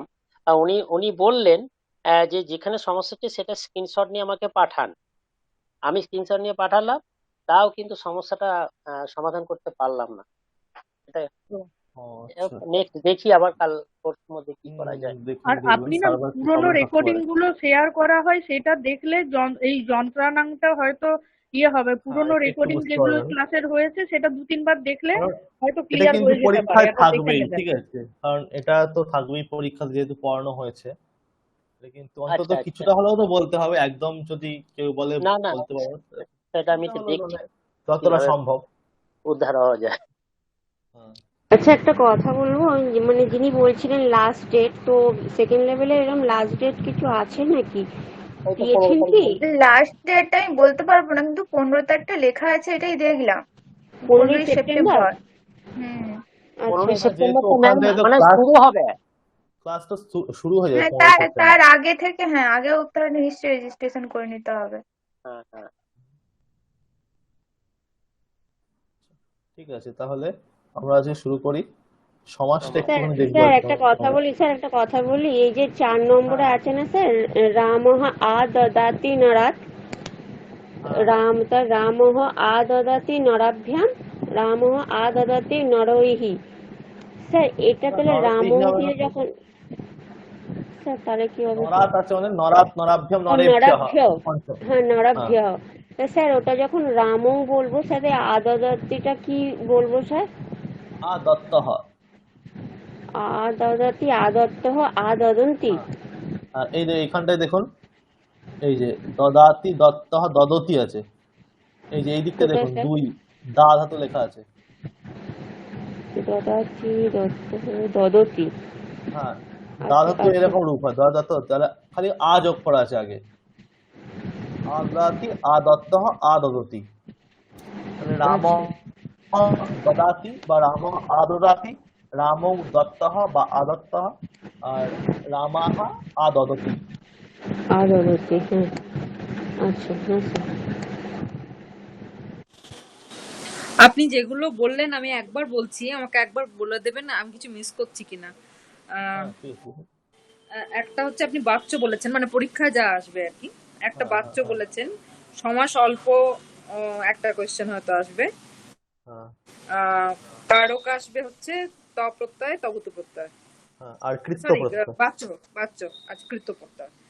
আর বাচ্চ আসবে, বাচ্চ পরিবর্তন, কারক, সমাস, হুম, এই আর তিনটে বলেছেন। আর এগুলোর মধ্যে ওই অনুবাদ, হ্যাঁ অনুবাদ গুলো দিয়েই করা হবে, যেহেতু কারক গুলো বাংলায় দিয়ে দেওয়া হবে, সেগুলো সংস্কৃত অনুবাদ করতে হবে, ঠিক আছে, মানে স্যার ওই এইভাবে কারকটা দেওয়া প্রয়োগ যেতে করে। পারে না?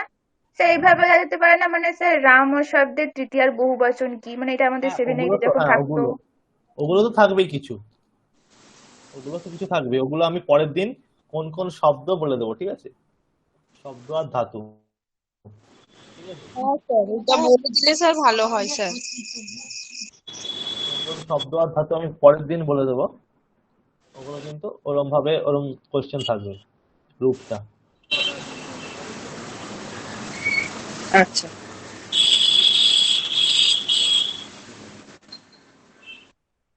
স্যার আপনি কি স্ক্রিন শেয়ার করেছেন?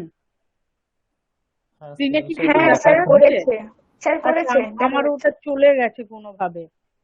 আচ্ছা একবার এক মিনিট করছি। যাই হোক আমি ওটা ওটা স্যার কিভাবে আচ্ছা পাবো, মানে আমি ওইটা জানি না, মানে এমনি জাস্ট ভয়েস গুলো আসছে স্ক্রিনটা আমি কিন্তু এখন আপনি আরেকবার stop লেফট হয়ে যান, করে আবার দিচ্ছি। ঢুকুন, তাহলে আচ্ছা হয়ে আচ্ছা, যাবে। ঠিক ঠিক ঠিক। পেজটা এখনো আছে? আচ্ছা আমি নাম, না না না পেজটা এখন আমি নেই। স্টপ করেছি। আচ্ছা আচ্ছা। আমি নাম প্রেজেন্টটা করে নিচ্ছি, হ্যাঁ ভুলে যাবো আবার শেষে।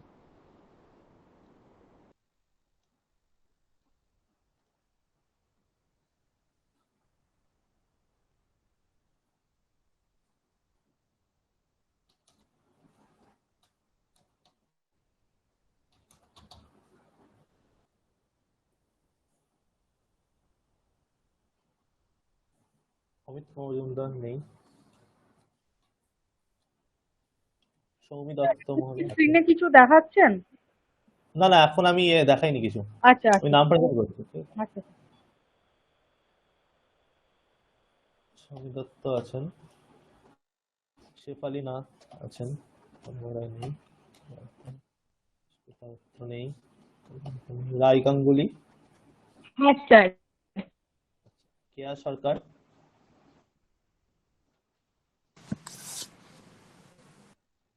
নাফিসা খাতুন নেই, তনুশ্রী সিংহ আছেন, স্যার। শ্রাবন্তী যাদব হুম, হ্যাঁ স্যার আমি আছি। ঠিক আছে, আছেন সুনন্দা ঘোষ, সোমা সরকার নেই, আকাশ ভগত নেই, মৌসুমী সরকার হ্যাঁ স্যার আছি। আছেন, আচ্ছা হ্যাঁ। মৌমি পাত্র আছেন, সুপ্রীতি বর্ধন আছেন, ঠিক আছে, আমি আছি স্যার। ঠিক আছে। স্যার আমার নাম অমিয় কুমার রায়। বলেছিলেন স্যার, শুনতে পাইনি। কি নাম? মৌসুমী পাত্র স্যার মৌসুমী বলেছিলেন? পাত্র, হ্যাঁ আচ্ছা স্যার, আমি লিভ স্যার, হয়ে গেছিলাম, বলেছি, লেফট হয়ে পেয়েছি। গেছিলাম। হ্যাঁ। রমিও অমিয় স্যার। কোথায় আছে অমিয়,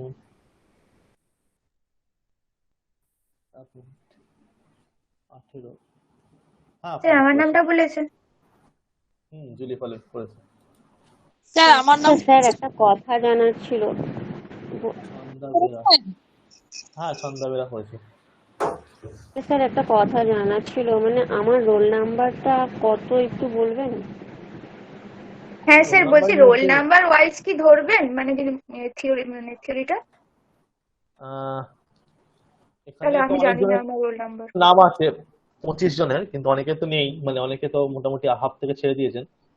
এখানে যেটা আমার কাছে দেওয়া আছে রোল নাম্বার অনুযায়ী 1 থেকে 25 জন, ঠিক আছে, রোল নাম্বারটা দেওয়া আছে হচ্ছে 1 অমিত কুমার মজুমদার, 2 সৌমি দত্ত, 3 ছন্দা বেরা, 4 শেফালি নাথ, 5 তন্ময় রয়, 6 অনিন্দ্য মুখোপাধ্যায়, 7 ইস্পিতা মিত্র, 8 গৌতম দাশগুপ্ত, 9 রাই গাঙ্গুলি, 10 কেয়া সরকার, 11 নাফিসা খাতুন, 12 তনুশ্রী সিংহ, 13 শ্রাবন্তী যাদব, 14 অঙ্কিতা সিংহ, 15 পরাশর গঙ্গোপাধ্যায়, 16 অনুরাধা গঙ্গোপাধ্যায়, 17 জুলি পালই, 18 অমিয় কুমার দাস, 19 সুনন্দা ঘোষ, 20 সোমা সরকার, 21 আকাশ ভগত, 22 মৌসুমী সরকার, 23 সুশ্রুত বটব্যাল, 24 মৌসুমী পাত্র, 25 সুকৃতি বর্ধন।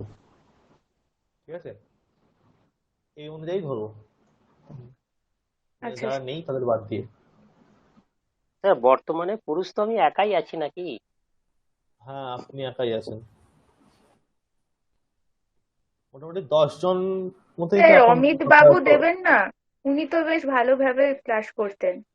উনি তো প্রথম শুরু 1 মাসই করেছিলেন তো ভালো। ক্লাস করলেন, তারপর তো আর তো একটু কাজ পড়ে যেতে পারেন, কারণ উনি তো আর আসেন না, কোন ক্লাসে আসেন, অ্যাবসেন্টই চলছেন উনি। স্যার বলছিলাম মোটামুটি যে আমাদের 10 জন 12 জনই আছে। বলুন। স্যার বলছিলাম যে আমাদের পরীক্ষা তো 7, 9 আর 12 তারিখ সেপ্টেম্বরের, তাই তো? তো পরীক্ষা হচ্ছে দিনের বেলা হবে নাকি এরকম রাত্রে যেরকম ক্লাসের সময় সেই সময় ক্লাসের হবে? টাইমে, ক্লাসের সময়তেই হবে, ও আচ্ছা। 7টা থেকে 9টা।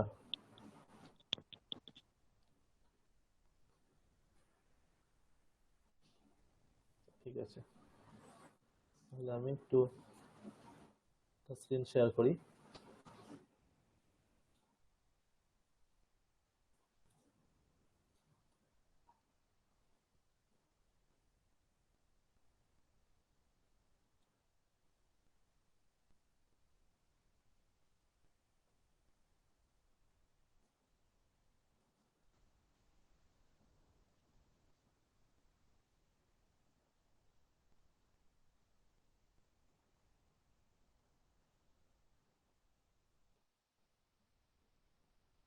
সংস্কৃতে লেখা আছে, ঠিক আছে, ওটা আমি শেয়ার করছি।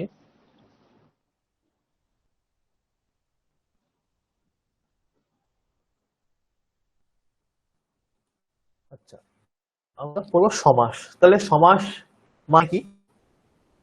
সমাস কথার সামান্য অর্থ হলো সংক্ষেপ। ঠিক আছে, সমাস মানে সংক্ষেপ, সংক্ষেপে বলাকে সমাস বলা হয়। মানে ধরুন অনেকগুলি শব্দ দিয়ে যে অর্থটা আমরা পাচ্ছি, সে একই অর্থ আমরা একটি শব্দ দিয়েই যদি বুঝতে পারি, তাহলে সেখানে সমাস করা হলো। যেমন ধরুন ধরুন একজনের কৃষ্ণকে পুজো করছে, এর জায়গায় কেউ বলছে পীত অম্বর যার তাকে পুজো করছে, তাহলে আমাকে অর্থটা কিন্তু একই এলো, কৃষ্ণকে পুজো করছে, কিন্তু আমাকে কতগুলি শব্দ বলতে হলো, পীত অম্বর যার তাকে পুজো করছে। এর জায়গায় আমি পীতাম্বরম পূজয়তি, পীতাম্বরকে পুজো করছে বলতে পারি, তাই তো? তাহলে পীত অম্বর যার তাকে, এতগুলি শব্দের পরিবর্তে আমরা পীতাম্বরকে একটি শব্দই বলে দিলাম, অর্থ কিন্তু আমাদের একই বুঝতে পারলাম। তাহলে এখানে আমরা কি করলাম? সমাস করলাম, সংক্ষেপে বললাম। এইটা কি সমাস বলা হয়। ঠিক আছে, সংক্ষেপে বলাকে। তাহলে সংজ্ঞা কি হবে স্যার সমাসে? সমাসের সংজ্ঞা বলতে অনেকগুলি শব্দকে সংক্ষেপে একটি শব্দের দ্বারা প্রকাশ করাকে সমাস বলা হয়। ঠিক আছে, এই যে সমাস, এই সমাস অনেকগুলি আছে সংস্কৃতে, মোটামুটি অনেকগুলি ভেদ আছে।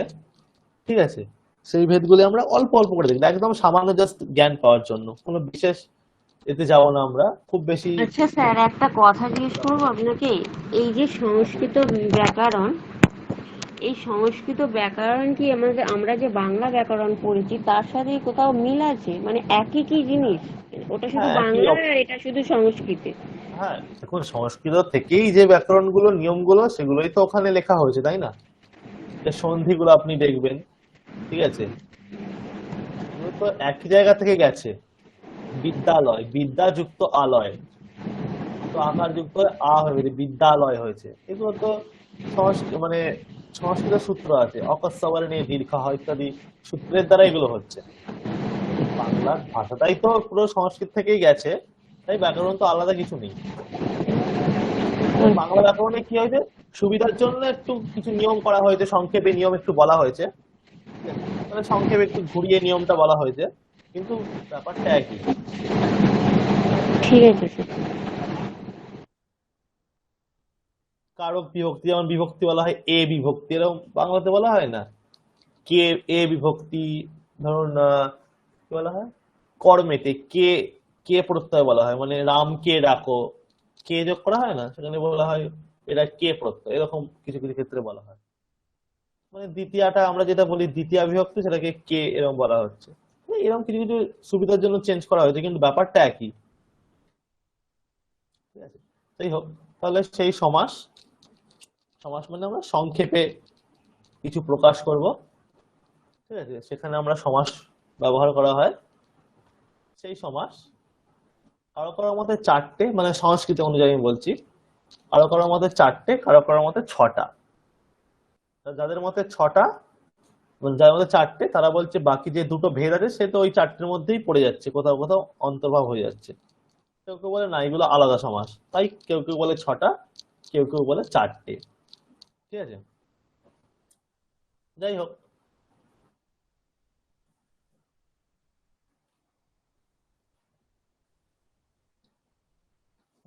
প্রথমে একটা ভেদ করা হচ্ছে, একটা বলছে কেবল আর বিশেষ। দেখুন লেখা আছে এখানে, কেবল বিশেষ ভেদে না। কেবল মানে সামান্য, বিশেষ মানে বিশেষ, ঠিক আছে? তাহলে প্রথমে দুটো ভাগ করা হচ্ছে, একটা হচ্ছে কেবল সমাস আর একটা হচ্ছে বিশেষ সমাস। কেবল মানে সামান্য সমাস, ঠিক আছে? বিশেষ মানে সেখানে একটা কিছু বিশেষ ব্যাপার আছে, সেগুলো কি ব্যাপার সেটা আমরা পরে বুঝছি। প্রথমে ভাগ করছি কেবল আর বিশেষ, ঠিক আছে? কেবল সমাসে কি হয়, সাধারণত কোনো সূত্র থাকে না, মানে আমরা সংস্কৃতে যে কোনো জিনিসই সূত্রের দ্বারা হয়, তাই তো? বিশেষ সমাসে একটি পার্টিকুলার সূত্র থাকে, সেই সূত্রের দ্বারা এই সমাস হচ্ছে এবং সমাসের নামকরণও করা হয়, এটা এই সমাস, এটা তৎপুরুষ, বা এটা বহুব্রীহি, বা এটা দ্বন্দ্ব, এরকম নামকরণ করা হয়। কেবল সমাসে কোনো নামকরণ করা হয় না, ঠিক আছে? যেমন একটি উদাহরণ সিম্পল আছে, পূর্বম ভূতঃ ভূতপূর্ব। ভূতপূর্ব শব্দটা আমরা জানি, তাই তো? ভূতপূর্ব অধ্যাপক, ভূতপূর্ব শিক্ষক, তাই তো? মানে প্রাক্তন, এরকম বোঝাতে ব্যবহার করবে ভূতপূর্ব শব্দটা। সেই ভূতপূর্ব শব্দটা কিন্তু কেবল সমাস বলা হয়। এখানে বিগ্রহটা কি, পূর্বম ভূতঃ। আচ্ছা, বিগ্রহ মানে কি আগে বলি।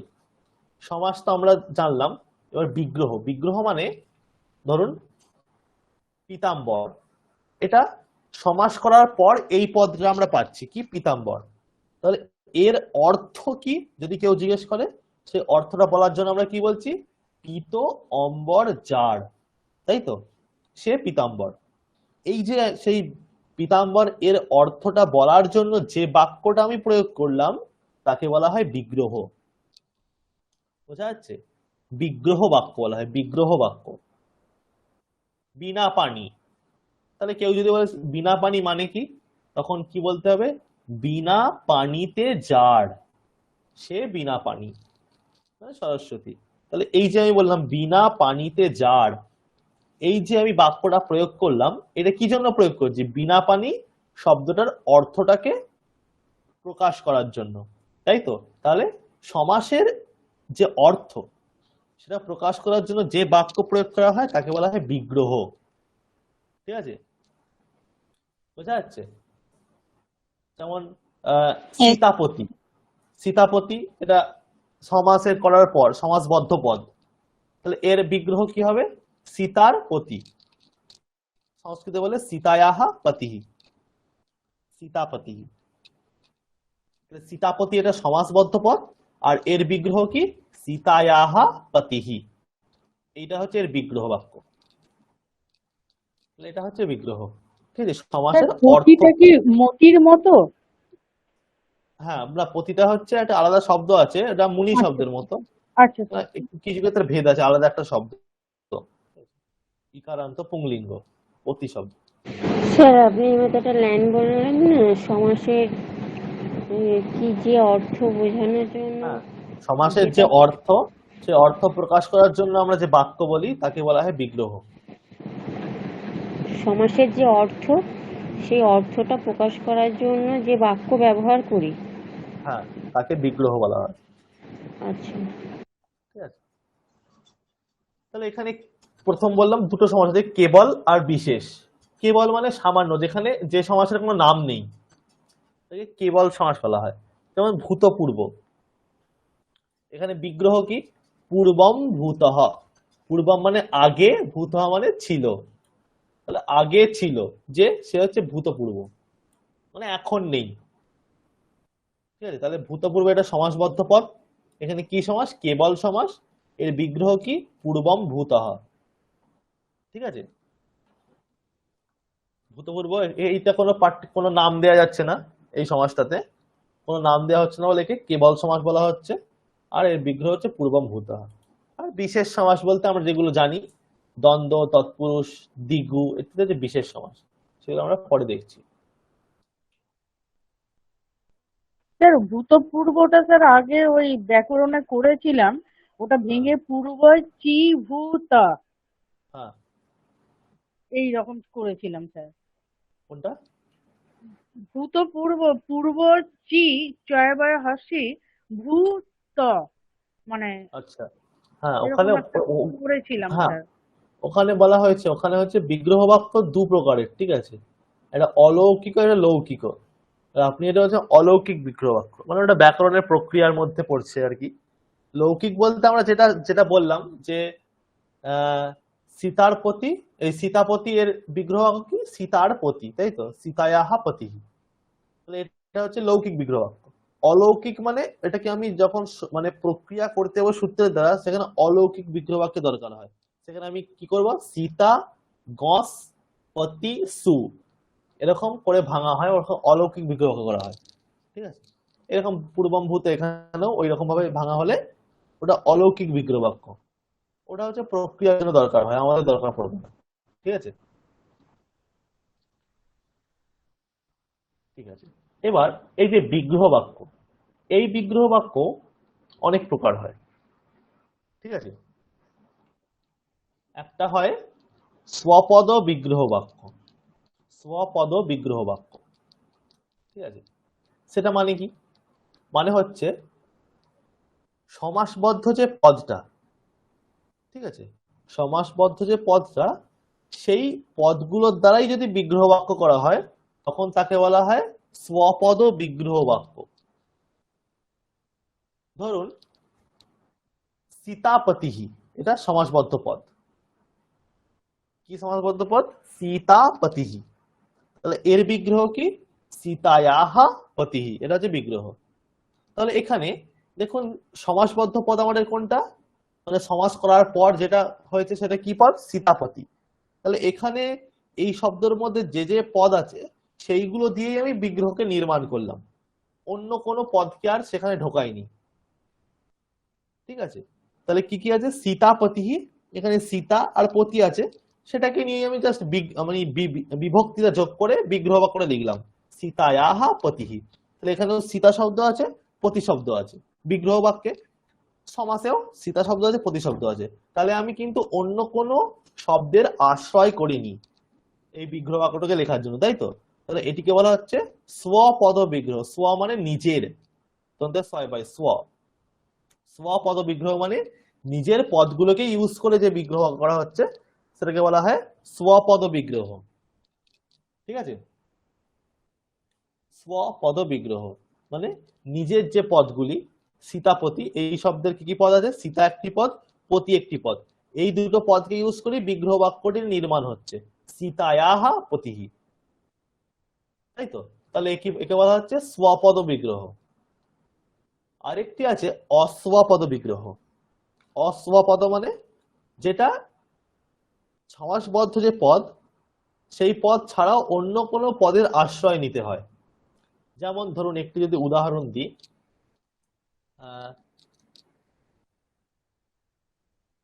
স্যার অশ্ব স্পেলিংটা একটু বলবেন? অস্ব, ধরে লিখে দেন, আমি চ্যাট বক্সে লিখে দিচ্ছি।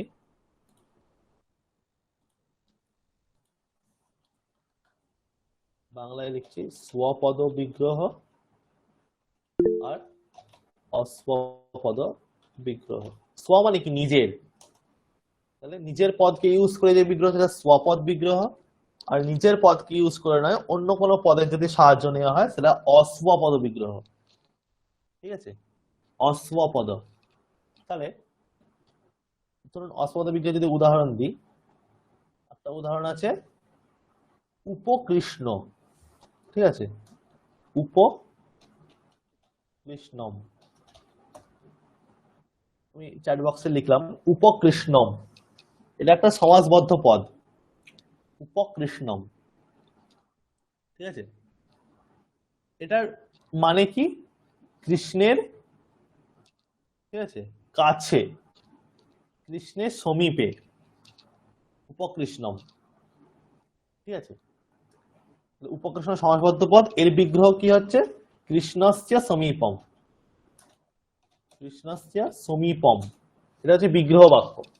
তাহলে এবার দেখুন সমাসবদ্ধ পদ কি? উপকৃষ্ণম। এখানে কি কোথাও সমীপ শব্দটা আছে সমাসবদ্ধ পদে? না। না। না স্যার।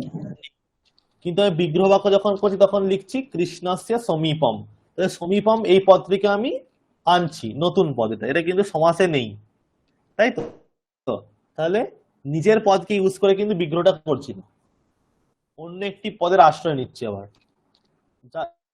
যেটা সমাসেতে নেই। তাহলে এখানে হচ্ছে অস্বপদ বিগ্রহ, বোঝা যাচ্ছে? সীতায়াহা পতিহি, সীতাপতি, এখানে কিন্তু সমাসবদ্ধ পদটি কি? সীতাপতি, বিগ্রহ কি? সীতায়াহা পতিহি। তাহলে এখানে কিন্তু সীতার প্রতি এই দুটো শব্দই সমাসে আছে এবং বিগ্রহতেও এই দুটো শব্দই আছে, তাহলে এটা হচ্ছে স্বপদ বিগ্রহ। কিন্তু উপকৃষ্ণম, এখানে সমাসে কি আছে? উপ আর কৃষ্ণ, কিন্তু আমি বিগ্রহ বাক্য করছি কৃষ্ণস্য সমীপম। তাহলে কৃষ্ণটা আছে ঠিক আছে, কিন্তু সমীপ শব্দটা কিন্তু সমাসে নেই, এটা আমি নতুন একটি শব্দ আনছি অর্থটাকে ঠিকঠাক ভাবে প্রকাশ করার জন্য। তাই কিন্তু এটা হচ্ছে অস্বপদ বিগ্রহ, মানে নিজের পদ ব্যবহার করে নয়। ঠিক আছে, সকলে বুঝতে পারছেন কি বলছি? হ্যাঁ স্যার। স্যার স্যার তাহলে না বুঝতে পারলে বলবেন কি? বলছি স্যার নিজের পদগুলি ব্যবহার করে যে বিগ্রহ হয় তাকে স্বপদ বিগ্রহ বলে, হ্যাঁ একদম। আর নিজের পদগুলি ছাড়া অন্য পদের সাহায্য নিয়ে যে বিগ্রহ তৈরি হয় তাকে স্বপদ বিগ্রহ বলে। অস্বপদ, অস্মপদ স্যার, ওই তো ম হবে একটা না? না অস্ব, অস্ব, স্ব মানে যেটা স্বপদ না সেটা অস্ব, আচ্ছা আচ্ছা। স্বপদ নয় যেটা সেটা অস্ব, তাই তো? যেমন হয় ব্রাহ্মণ নয় অব্রাহ্মণ, তাহলে স্ব নয়, স্বপদ নয়, অস্বপদ, সেরকম। এখানেও একটি সমাস আছে, নয় তৎপুরুষ সমাস, এগুলো আমরা পড়বো।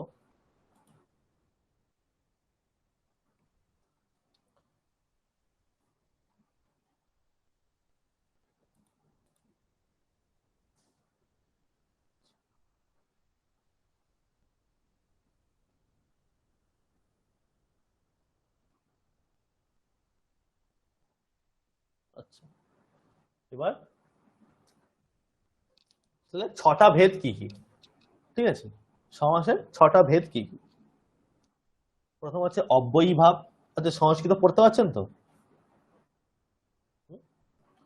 অব্যয়ীভাব, তৎপুরুষ, কর্মধারয়, দ্বিগু, বহুব্রীহি আর দ্বন্দ্ব। ঠিক আছে, অব্যয়ীভাব, তৎপুরুষ, কর্মধারয়, দ্বিগু, বহুব্রীহি, দ্বন্দ্ব। বুঝা গেছে? অব্যয়ীভাব, তার প্রথম আসছে, প্রথম সমাস কি? অব্যয়ীভাব। ঠিক আছে, এবার অব্যয়ীভাব মানে কি? ধরুন মানে অব্যয়ীভাব সমাসে কি হয়? সমাস করার পর, সমাস করার আগে কিন্তু পদগুলি অব্যয় থাকে না, সমাস করার পর কিন্তু সমাসবদ্ধ পদরা অব্যয় হয়ে যায়। ঠিক আছে, সমাসবদ্ধ পদরা অব্যয় হয়ে যায়। ঠিক আছে, তাই তাকে অব্যয়ীভাব সমাস বলা হয়। এটি বাংলাতে খুব একটি প্রসিদ্ধ নয়, কিছু কিছু ক্ষেত্রে প্রসিদ্ধি আছে, কিছু কিছু উদাহরণ, কিন্তু খুব একটি প্রসিদ্ধি নেই এই সমাসটা। ঠিক আছে, আমরা নাম না শুনে থাকতে পারি। তৎপুরুষ বহুব্রীহি এগুলোর আমরা নাম শুনি, কিন্তু অব্যয়ীভাবটার নাম কিন্তু সাধারণত শোনা যায় না, কিন্তু আমরা প্রয়োগ করে থাকি কিছু কিছু বাক্য। ঠিক আছে, কিছু কিছু শব্দ প্রয়োগ করে সেটা অব্যয়ীভাব সমাসের দ্বারা নিষ্পন্ন, সেটা আমি বলছি, পড়লে বুঝতে পারবেন। যাই হোক, তাহলে প্রথমে কি হচ্ছে, অব্যয়ীভাব সমাসের পরে যে শব্দটি আমরা পাই সমাস করার পর, সেই শব্দটি হয় অব্যয়। ঠিক আছে, অব্যয়ীভাব সমাস করার পর যে শব্দটি পাই সেটা হয় অব্যয়। ঠিক আছে, এবার অব্যয়ীভাব সমাসের একটি লক্ষণ করা হচ্ছে। দেখুন এখানটায় লেখা আছে প্রায়েণ পূর্ব পদার্থ প্রধান অব্যয়ীভাব। মানে কি? মানে হচ্ছে ধরুন সমাসে দুটি পদ থাকে, তাই তো। ধরুন সীতায়াহ পতিহি, এটি আমরা বিগ্রহ করলাম, সমাসটা কি পেলাম, সীতাপতি, তাই তো। তাহলে এখানে দুটি পদ আছে, একটি সীতা আর একটি পতি। তাহলে প্রথম পদটিকে বলা হয় পূর্বপদ, আর সীতা তাহলে এখানে পূর্বপদ, আর পতি হচ্ছে উত্তর পদ। ঠিক আছে, তাহলে দুটি পদের মধ্যে প্রথমটিকে বলা হয় পূর্বপদ, দ্বিতীয়টিকে বলা হয় মানে শেষটিকে বলা হয় উত্তর পদ। ঠিক আছে, সমাসে পূর্বপদ উত্তরপদ থাকে।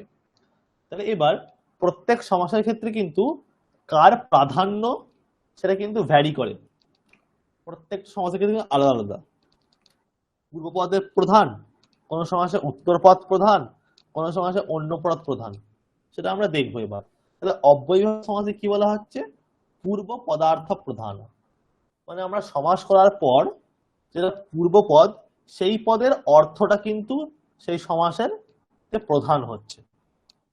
ঠিক আছে, সেই সমাসে কিন্তু সেই পদের অর্থটা প্রধান হচ্ছে। যেমন আমরা উদাহরণ দেখলে কিন্তু স্পষ্ট হয়ে যাবে, এখন একটু অস্পষ্ট লাগতে পারে। ঠিক আছে, তাহলে এটি আমরা দেখব।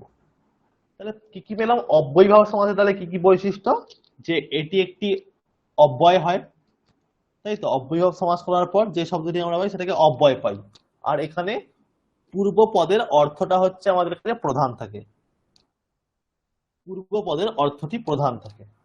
ঠিক আছে, অব্যয়ীভাব সমাসে। তাহলে অব্যয়ীভাব সমাসের উদাহরণ যেটা আমি এক্ষুনি দিলাম, কৃষ্ণস্য সমীপম উপকৃষ্ণম, কৃষ্ণস্য সমীপম উপকৃষ্ণম। ঠিক আছে, তাহলে কৃষ্ণের কাছে, এটি বিগ্রহ, কৃষ্ণস্য সমীপম মানে কৃষ্ণের কাছে। এই বিগ্রহে সমাস করলে কি পদ পাবো আমরা, উপকৃষ্ণম, এটি সমাসবদ্ধ পদ, এটি একটি অব্যয় হয়ে গেছে, উপকৃষ্ণম এটি অব্যয়। এবার সমাস করার পদ এখানে দুটি পদ আছে, তাই তো।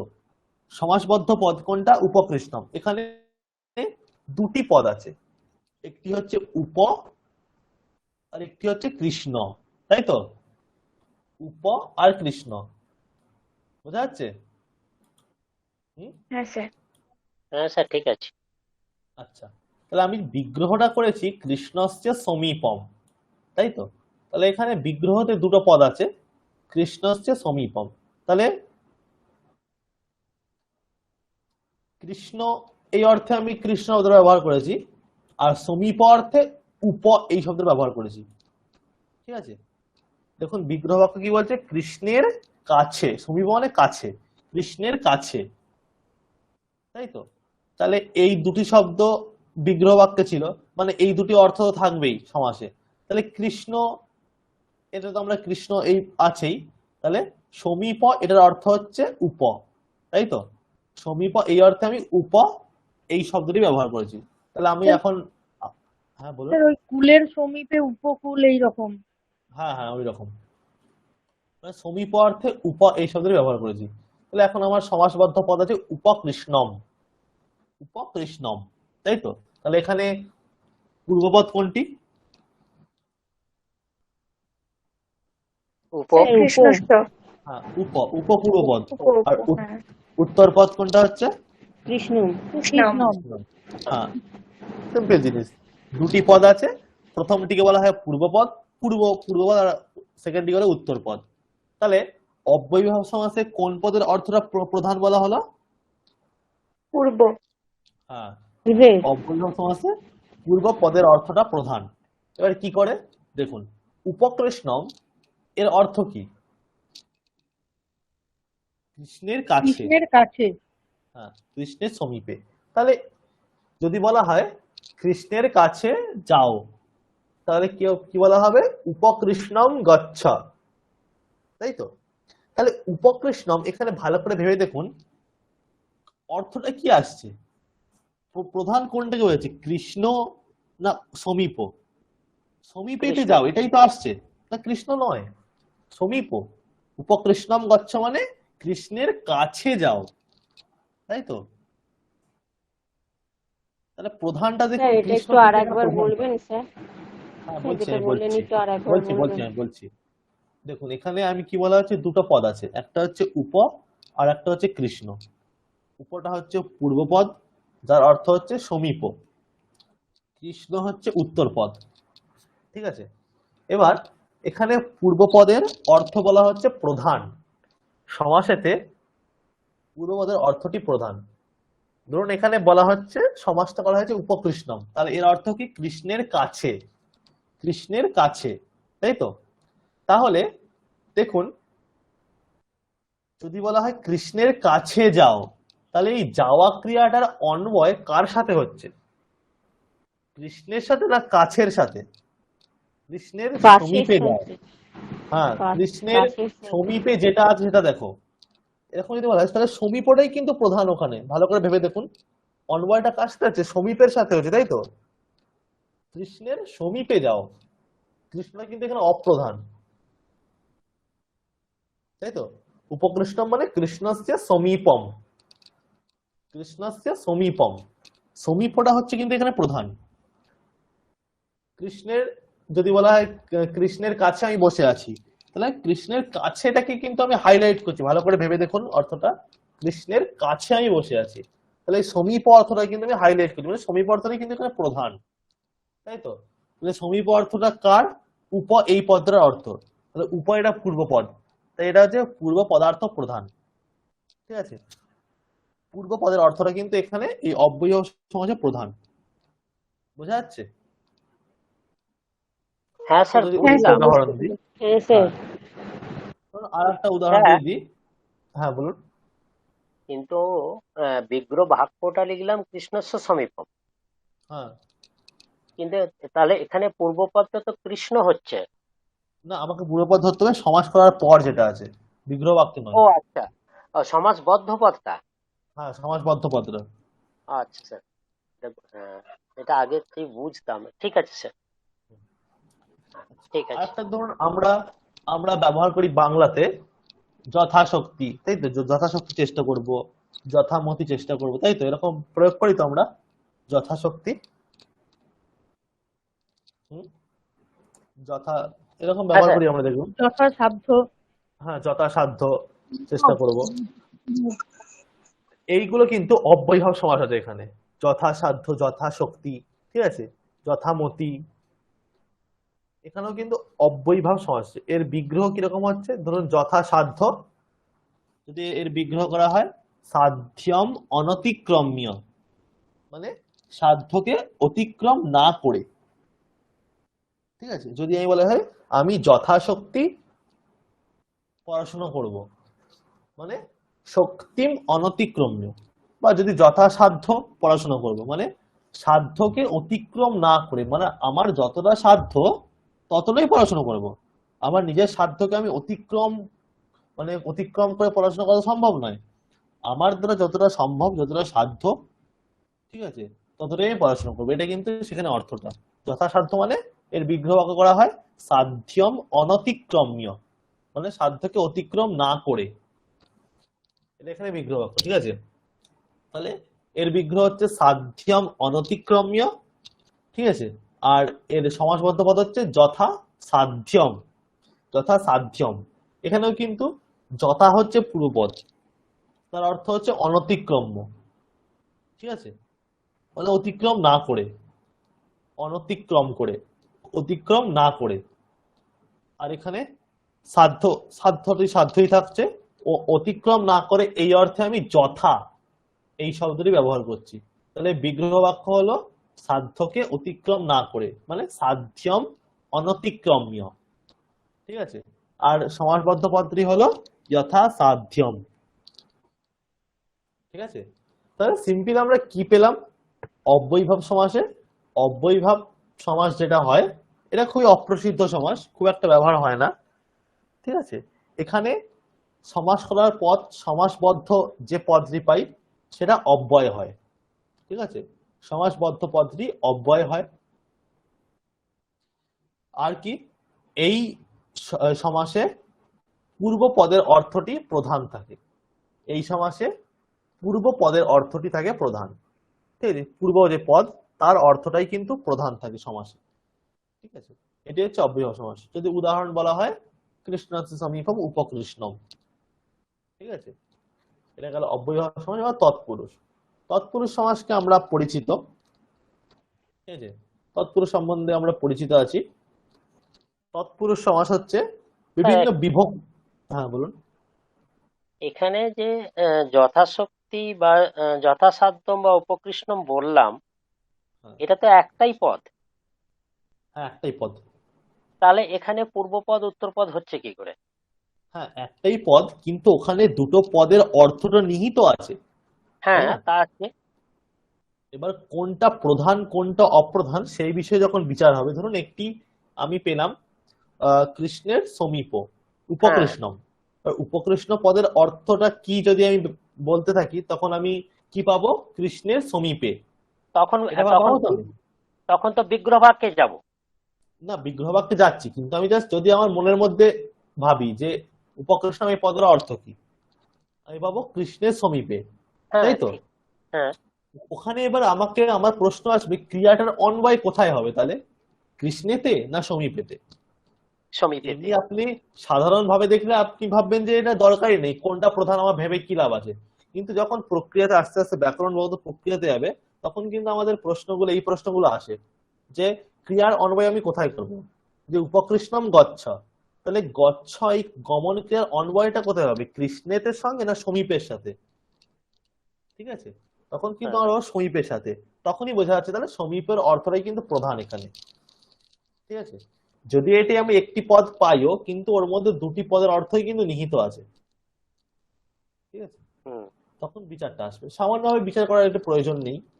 আচ্ছা, বিচার করতে গেলে তখন বিগ্রহ বাক্য দিয়ে আমরা বিচার করব। হ্যাঁ, বিচার করতে হবে যে কোনটা প্রধান।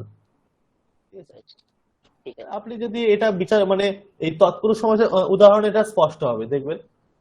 বলছি তৎপুরুষ সমাসে, এবার তৎপুরুষ সমাস আমরা জানি, তৎপুরুষ সমাসে হচ্ছে আগের অব্যয়ীভাব সমাসে বললাম পূর্ব পদার্থ প্রধান, তাই তো?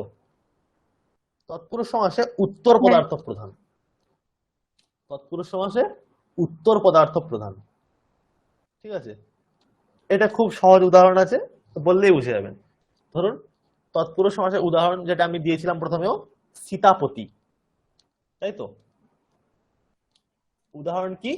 সীতাপতি। বিগ্রহ কি? সীতায়াহ পতি, তাই তো? তাহলে সমাসবদ্ধ পদ কোনটা? সীতাপতি। তাহলে এখানে পূর্বপদ কোনটা? সীতা। সীতা। উত্তর পদ পতি। পতি। এবার আমি যদি সমাস করি কি পাবো? সীতাপতি, তাই তো? তাহলে যদি আমাকে এরকম বাক্য বলা হয়, সীতাপতিকে দেখো, তাহলে কাকে দেখার কথা বলা হচ্ছে এখানে? সীতাকে না সীতার পতিকে? তাহলে এখানে দেখুন অর্থটা পুরো স্পষ্ট যে এখানে পতি শব্দের কিন্তু প্রাধান্য আছে, তাই তো? স্বামীপে দেখার কথা বলা হচ্ছে, সীতা কিন্তু দেখার, সীতা কিন্তু সীতাকে দেখার কথা বলাই হচ্ছে না এখানে। মানে সীতা শব্দের কিন্তু অর্থ এখানে প্রধান নয়, তাই তো? কার অর্থ বললাম? পতি। সীতা পতিকে দেখো, মানে পতির অর্থটা কিন্তু প্রধান। অন্বয়টা কার সাথে? দেখো কাকে দেখবো? পতিকে দেখো। কার পতি? তখন সীতার পতি অন্বয়টা হচ্ছে। কিন্তু দেখো, দেখা কিনের সঙ্গে সরাসরি অন্বয় কার হচ্ছে? পতিকে দেখো, মানে রামকে দেখার কথা বলা হচ্ছে, সীতার কিন্তু দেখার কথা বলা হচ্ছে না। তাহলে এখানে কিন্তু বোঝা যাচ্ছে উত্তর পদের অর্থ কিন্তু এখানে প্রধান, তাই তো? বোঝা যাচ্ছে তো এখানে? হ্যাঁ স্যার। সীতাপতি হি গচ্ছতি, তাহলে কে যাচ্ছে ওখানে? পতি যাচ্ছে, সীতা তো যাচ্ছে না। হ্যাঁ, ঠিক আছে, রাম যাচ্ছে ওখানে। সেখানে প্রতি শব্দের অর্থ কিন্তু প্রধান। ঠিক আছে, তাহলে তৎপুরুষ সমাসে উত্তর পদের অর্থটা কিন্তু প্রধান তৎপুরুষ সমাসে। ঠিক আছে, উত্তর পদের অর্থ কিন্তু প্রধান। এবার দেখুন এখানে বলা হলো 6টি সমাস, তাই তো? অব্যয়ীভাব, তৎপুরুষ, কর্মধারয়, দ্বিগু, বহুব্রীহি, দ্বন্দ্ব। কারো কারোর মতে এই তৎপুরুষেরই একটি ভাগ কর্মধারয় এবং আরেকটি ভাগ দ্বিগু। ঠিক আছে, এটা কারো কারোর মতে। এটাই সিদ্ধান্ত সৃষ্টি করা হয়। যারা ভাবে না এটা আলাদা তাদের মতে 6টি সমাস, আর যারা ভাবে এই তৎপুরুষেরই একটি অংশ কর্মধারয় এবং দ্বিগু তাদের মতে 4টি সমাস, অব্যয়ীভাব, তৎপুরুষ, বহুব্রীহি আর দ্বন্দ্ব। ঠিক আছে, দ্বিগু আর কর্মধারয় হচ্ছে তৎপুরুষের একটি রূপ, তারা এটা মনে করে। ঠিক আছে, এখানে দেখুন লেখা আছে তৎপুরুষ ভেদ কর্মধারয়, কর্মধারয় ভেদ দ্বিগু। মানে যেটা বললাম, তৎপুরুষের একটা ভেদ কর্মধারয়, কর্মধারয়ের আবার একটা ভেদ দ্বিগু। ঠিক আছে, মানে তৎপুরুষের মধ্যে একটা বিশেষ তৎপুরুষকে বলা হয় কর্মধারয় নাম দেওয়া হয়, কর্মধারয়ের মধ্যে আবার একটা বিশেষ অংশকে দ্বিগু নাম দেওয়া হয়। এটা তাহলে আলাদা কিন্তু কিছু নয়, তাই তো? যেমন ধরুন বলা হচ্ছে ভারতবর্ষ পুরোটা আছে, তার মধ্যে পশ্চিমবঙ্গ, তার মধ্যে হাওড়া জেলা। তাহলে পশ্চিমবঙ্গ হাওড়া কি ভারতের থেকে আলাদা? আলাদা নয়, একই জিনিস। সেরকম তৎপুরুষেরই একটা ছোট অংশকে বলা হয় কর্মধারয়, পশ্চিমবঙ্গ ধরুন। পশ্চিমবঙ্গের মধ্যে আবার যেমন হাওড়া জেলা একটা ছোট অংশ, সেটাকে দ্বিগু বলা হচ্ছে। তাহলে হাওড়াও যেমন হাওড়া জেলার মানুষেরা যেমন ভারতীয়, পশ্চিমবঙ্গের মানুষেরা ভারতীয়, সেরকম এই দ্বিগুটাও তৎপুরুষ, কর্মধারয়ও তৎপুরুষ। ঠিক আছে, কিন্তু কারো কারোর মতে না, ওটা তৎপুরুষ নয়, ওটা সম্পূর্ণ আলাদা একটা সমাস। ঠিক আছে, তো তাদের মধ্যে 6টা। যারা মনে করে না কর্মধারয়ের দ্বিগু হচ্ছে তৎপুরুষেরই অংশ, তাদের মধ্যে 4টি সমাস। ঠিক আছে, এবার এই তৎপুরুষ কিন্তু প্রত্যেকটা বিভক্তি দিয়ে এই তৎপুরুষ এর নামকরণ করা হয় বিভিন্ন। ধরুন তৎপুরুষ দ্বিতীয়া তৎপুরুষ আছে, তৃতীয়া তৎপুরুষ, চতুর্থী তৎপুরুষ, পঞ্চমী তৎপুরুষ, ষষ্ঠী তৎপুরুষ, সপ্তমী তৎপুরুষ। মানে প্রত্যেকটা বিভক্তি দিয়ে কিন্তু একটা তৎপুরুষ হতে পারে। ঠিক আছে, জেনে রাখুন, খুব একটা বেশি ডিটেলস দেওয়ার দরকার নেই আমাদের। তৎপুরুষ সমাসে কি বললাম আমি? প্রত্যেকটা বিভক্তি দিয়ে একটি একটি বিশেষ তৎপুরুষ হয়। দ্বিতীয় বিভক্তি দিয়ে দ্বিতীয় তৎপুরুষ, তৃতীয় তৎপুরুষ, চতুর্থী তৎপুরুষ, পঞ্চমী তৎপুরুষ, ঠিক আছে, ষষ্ঠী তৎপুরুষ, সপ্তমী তৎপুরুষ। ঠিক আছে, ষষ্ঠীটা লেখা নেই এখানে, যাই হোক সপ্তমী তৎপুরুষ, ষষ্ঠী তৎপুরুষ আছে। মানে বিগ্রহ বাক্যতে যে বিভক্তি থাকবে সেই বিভক্তি অনুযায়ী কিন্তু সেই সমাসের নামটি দেয়া হয়। যেমন এখানে দেখুন কৃষ্ণশ্রিত, এটি যদি বিগ্রহ হয়, বিগ্রহ বাক্য হচ্ছে, এটা যদি সমাস হয় বিগ্রহ হচ্ছে কৃষ্ণম শ্রিতঃ। মানে কৃষ্ণম শ্রিতঃ এই বিগ্রহতে সমাস করা হচ্ছে কৃষ্ণশ্রিতঃ। তাই তো? এবার কৃষ্ণম এটা দ্বিতীয়াতে আছে, তাই এই সমাসটার নাম হচ্ছে দ্বিতীয়া তৎপুরুষ সমাস। ঠিক আছে, কৃষ্ণম শ্রিতঃ, কৃষ্ণশ্রিতঃ। তৃতীয় তৎপুরুষ শঙ্কুলয়া খণ্ড, শঙ্কুলা মানে ছুরি, ছুরির দ্বারা খণ্ড করা হয়েছে যে জিনিসটা তাকে বলা হবে শঙ্কুলা খণ্ড। তাহলে শঙ্কুলয়া খণ্ড এটা বিগ্রহ বাক্য, সমাস কি হচ্ছে শঙ্কুলা খণ্ড। ঠিক আছে, তাহলে এখানে শঙ্কুলয়া এটা তৃতীয়ার দ্বারা বিগ্রহ করা হচ্ছে, তাই একে বলা হচ্ছে তৃতীয় তৎপুরুষ। ঠিক আছে, চতুর্থী তৎপুরুষ এরকম ইউপায় দারু, ইউপায়। শঙ্কুলা মানে কি? শঙ্কুলা মানে ছুরি, ছুরি। তাহলে ছুরির দ্বারা খণ্ড করা হয়েছে যে জিনিসটাকে তাকে বলা হবে শঙ্কুলা খণ্ড। ধরুন একটা ফলকে কাটা হয়েছে, তাহলে শঙ্কুলা খণ্ড বলা যেতে পারে তাকে। শঙ্কুলার দ্বারা খণ্ড করা হয়েছে মানে অর্ধেক করা হয়েছে বা ভাগ করা হয়েছে, ছুরির দ্বারা কাটা হয়েছে। চতুর্থী তৎপুরুষ ইউপায় দারু, ইউপদারু মানে ইউপ মানে ওই বলি দেওয়া হয় যে কাঠটা, সেটা ইউপ বলা হয়। তার জন্য যে কাঠ তাকে বলা হয় ইউপদারু। মানে বলি দেওয়ার ওই বেদিটা তৈরি করার জন্য যে কাঠ দারু, তাকে বলা যেতে পারে ইউপদারু।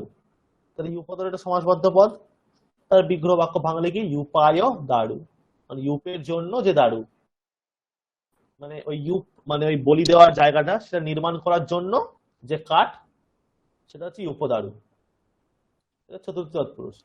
পঞ্চমী তৎপুরুষ ধরুন সমাসবদ্ধ পদ চোর ভয়, চোর ভয় এটা হচ্ছে সমাসবদ্ধ পদ, এর বিগ্রহ কি চোরাদ ভয়, চোরের থেকে ভয়, ঠিক আছে, চোরাদ ভয়ম এটা বিগ্রহ, সমাস করলে চোর ভয়ম, ঠিক আছে। স্যার একটা কথা জানার ছিল, হ্যাঁ বলুন। এই যে চতুর্থী তৎপুরুষ তৃতীয়া তৎপুরুষ বলছেন না, আপনি যেমন কারক পড়িয়েছিলেন যে তৃতীয়া হলে করণ কারক, চতুর্থী হলে অপাদান কারক, এই এই জিনিসটা কি ওই রকম যে চতুর্থী হ্যাঁ ওইরকম, তৃতীয়া এখানে কৃষ্ণম এটা হচ্ছে দ্বিতীয়া আছে কর্মকারক, তাই দ্বিতীয়া হয়েছে।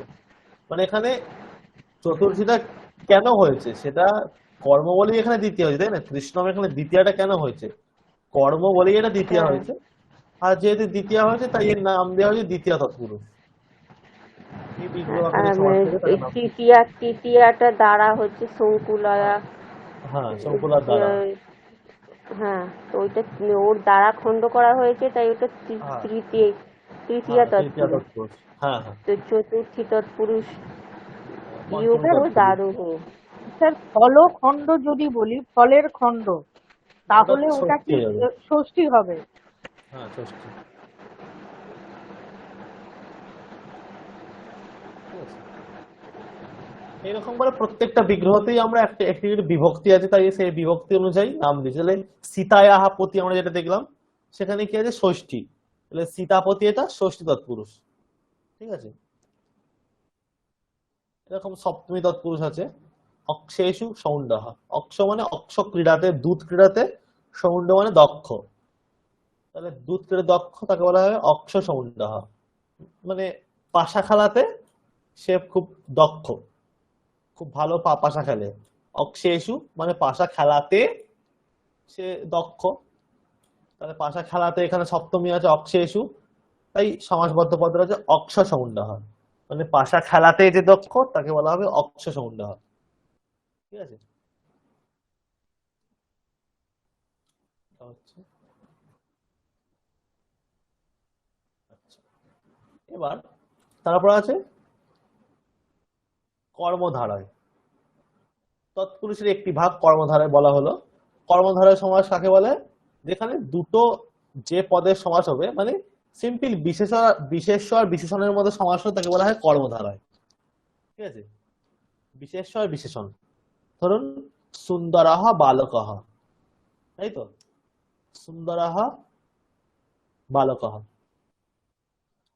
এটা আমরা ভেঙে বলতে পারি সুন্দরহ আলাদা বালকহ আলাদা, আবার একসাথেও বলতে পারি সুন্দর বালকহ, তখন সমাস করলাম, সেই সমাসটা হচ্ছে কর্মধারয় সমাস। সুন্দর এটা হচ্ছে বিশেষণ আর বালক হচ্ছে বিশেষ্য, সেই দুটির মধ্যে আমরা যখন সমাস করব তখন হচ্ছে কর্মধারয় সমাস। যেমন নীল উৎপল, নীলম উৎপলম, নীল যে উৎপল তাকে বলে নীলোৎপল, ঠিক আছে, নীলোৎপল, নীল যে উৎপল, নীল যে পদ্ম, নীলোৎপল বলা হচ্ছে। নীলম এটা হচ্ছে বিশেষণ, উৎপল বিশেষ্য, এই দুটির মধ্যে সমাস হলে কি হবে নীলোৎপলম, ঠিক আছে। এইরকম মানে বিশেষণ আর বিশেষের মধ্যে সমাস যদি হয় তাকে বলা হয় কর্মধারয় সমাস, ঠিক আছে। বিশেষ আর বিশেষের মধ্যে সমাস হলে তাকে বলা হবে কর্মধারয় সমাস।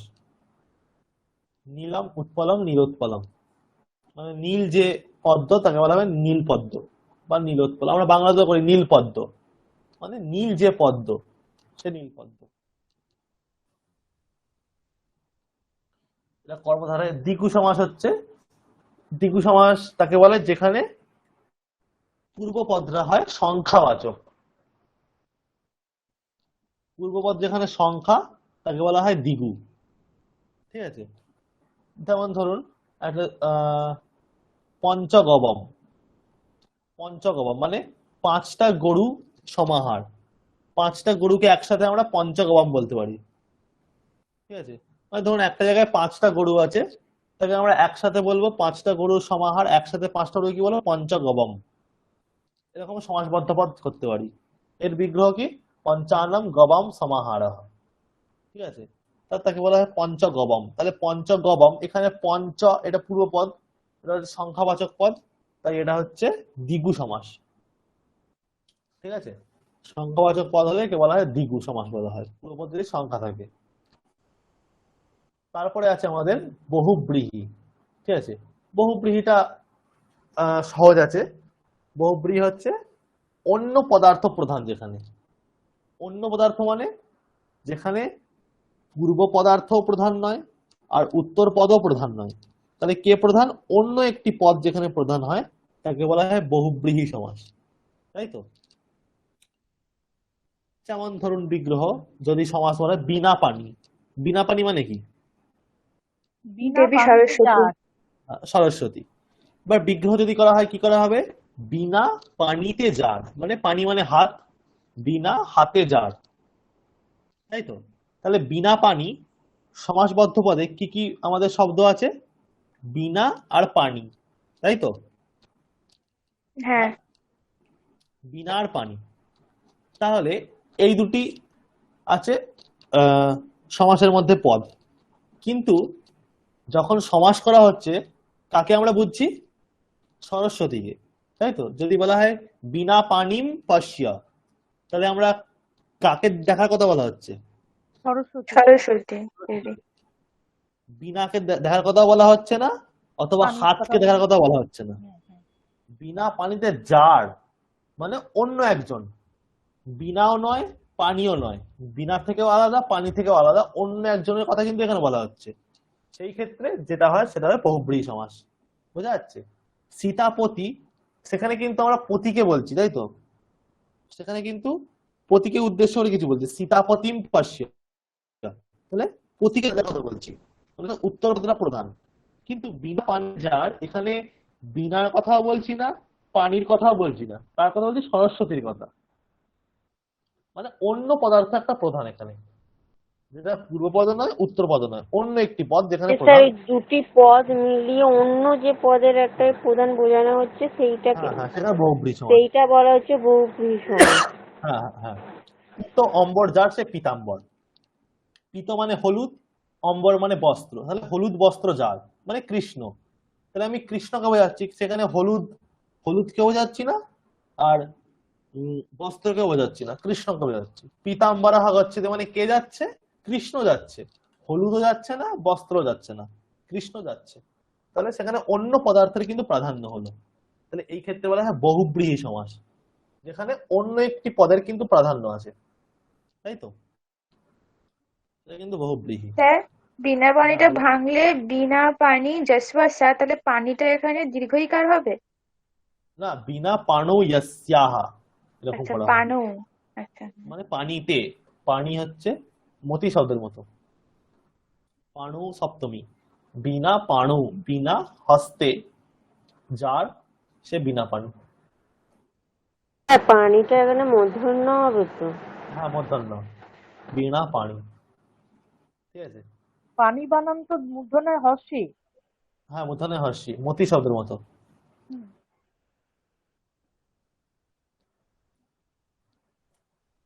পিত অম্বর যার, সে পীতাম্বর। ঠিক আছে, এইরকম। তারপর ধরুন কি বলা হয়, কণ্ঠে কালহ, তাই তো? আমরা শুনেছি কণ্ঠে কালকুট নামক বিষ যার, সে কণ্ঠে কাল, মহাদেব। এইরকম বিভিন্ন আমরা পেতে পারি। বহুব্রীহি সমাসে কি হবে? পুরুষোত্তম। হ্যাঁ, না পুরুষোত্তম যদি বলি। না, পুরুষোত্তমটা কিন্তু বহুব্রীহি সমাস হচ্ছে না, ওটা হচ্ছে তৎপুরুষ সমাস হয়ে যাচ্ছে। আচ্ছা আচ্ছা পুরুষের মধ্যে যে উত্তম। আচ্ছা আচ্ছা। স্যার তৎপুরুষটা কি বললেন, আর একবার একটু বলবেন? একবার পুরুষ মানে তৎপুরুষটা উত্তর পদের অর্থ যেখানে প্রধান হবে। আর বহুব্রীহিটা হচ্ছে যে দুটো পদে, অন্য পদের। হ্যাঁ দুটো পদ মিলিয়ে যে অন্য পদটা সৃষ্টি হচ্ছে সেইটা প্রধান পায়, সেটা হচ্ছে বহুব্রীহি। হ্যাঁ, বহুব্রীহি, অন্য পদের অর্থ প্রধান হবে সেখানে।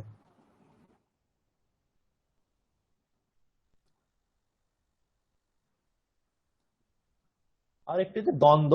দ্বন্দ্বেতে উভয় পদার্থই প্রধান, মানে পূর্বপদ প্রধান উত্তরপদ প্রধান। ধরুন রাম আর কৃষ্ণ যাচ্ছে, তাহলে আমি সংস্কৃতে বলবো রাম কৃষ্ণৌ গচ্ছতঃ, রামঃ চ কৃষ্ণঃ চ, এরকম বিগ্রহ করা হয়।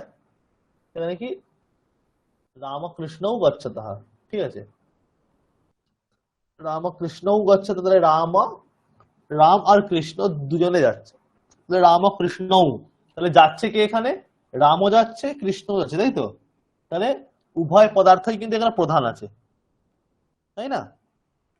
যদি বলা হয় রামকৃষ্ণ, যদি বলা হয় ধরুন রাম আর শ্যাম, বা যদি বিগ্রহ করি রামশ্যামৌ গচ্ছতঃ, তাহলে এখানে যাচ্ছে কে, রাম কি একা যাচ্ছে না শ্যাম একা যাচ্ছে, দুজনেই যাচ্ছে, তাহলে এখানে পূর্ব পদের অর্থ প্রধান, উত্তর পদের অর্থ প্রধান, তাহলে উভয় পদার্থ প্রধান এখানে দ্বন্দ্ব সমাসে, ঠিক আছে, উভয় পদার্থ প্রধান, একে দ্বন্দ্ব বলা হয়। মানে অনেকগুলি দ্বন্দ্ব মানে বুঝতেই পারছি আমরা, রাম আর শ্যাম, রাম শ্যাম, ঠিক আছে, এরকম যদি অনেকগুলিকে একসাথে বোঝানো দ্বন্দ্ব বলা হয় থাকে।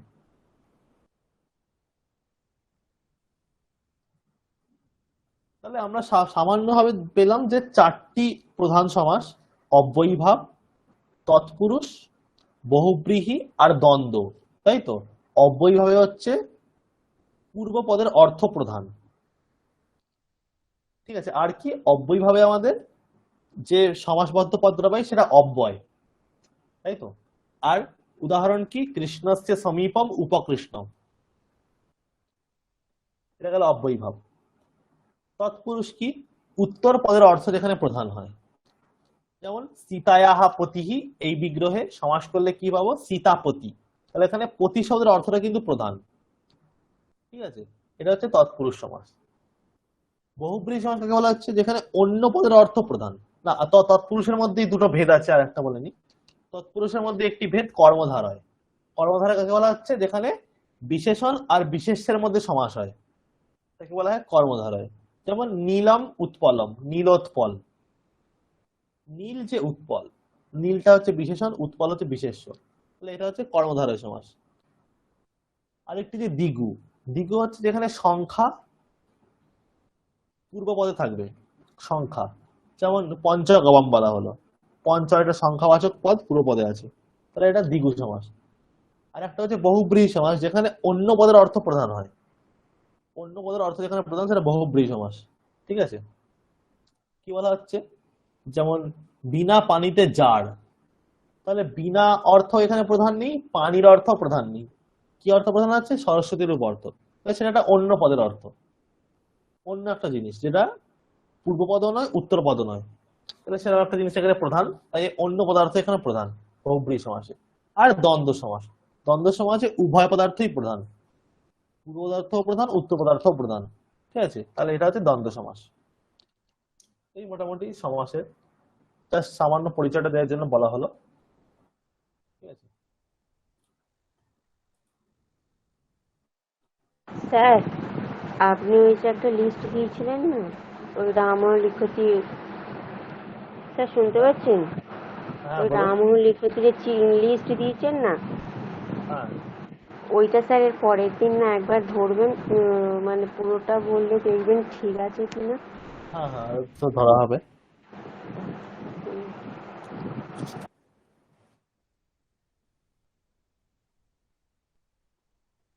ঠিক আছে, তাহলে আজকে এতটাই থাক। হ্যাঁ স্যার। আচ্ছা, ঠিক। ঠিক আছে স্যার, শুভরাত্রি। ঠিক আছে স্যার। শুভরাত্রি। শুভরাত্রি স্যার। শুভরাত্রি। শুভরাত্রি স্যার। হ্যাঁ বলুন। স্যার কিছু হোম টাস্ক দেবেন না একটু প্র্যাকটিসের জন্য? আচ্ছা, আমি দিয়ে দেবো হোম টাস্ক, ঠিক আছে। হুম হুম।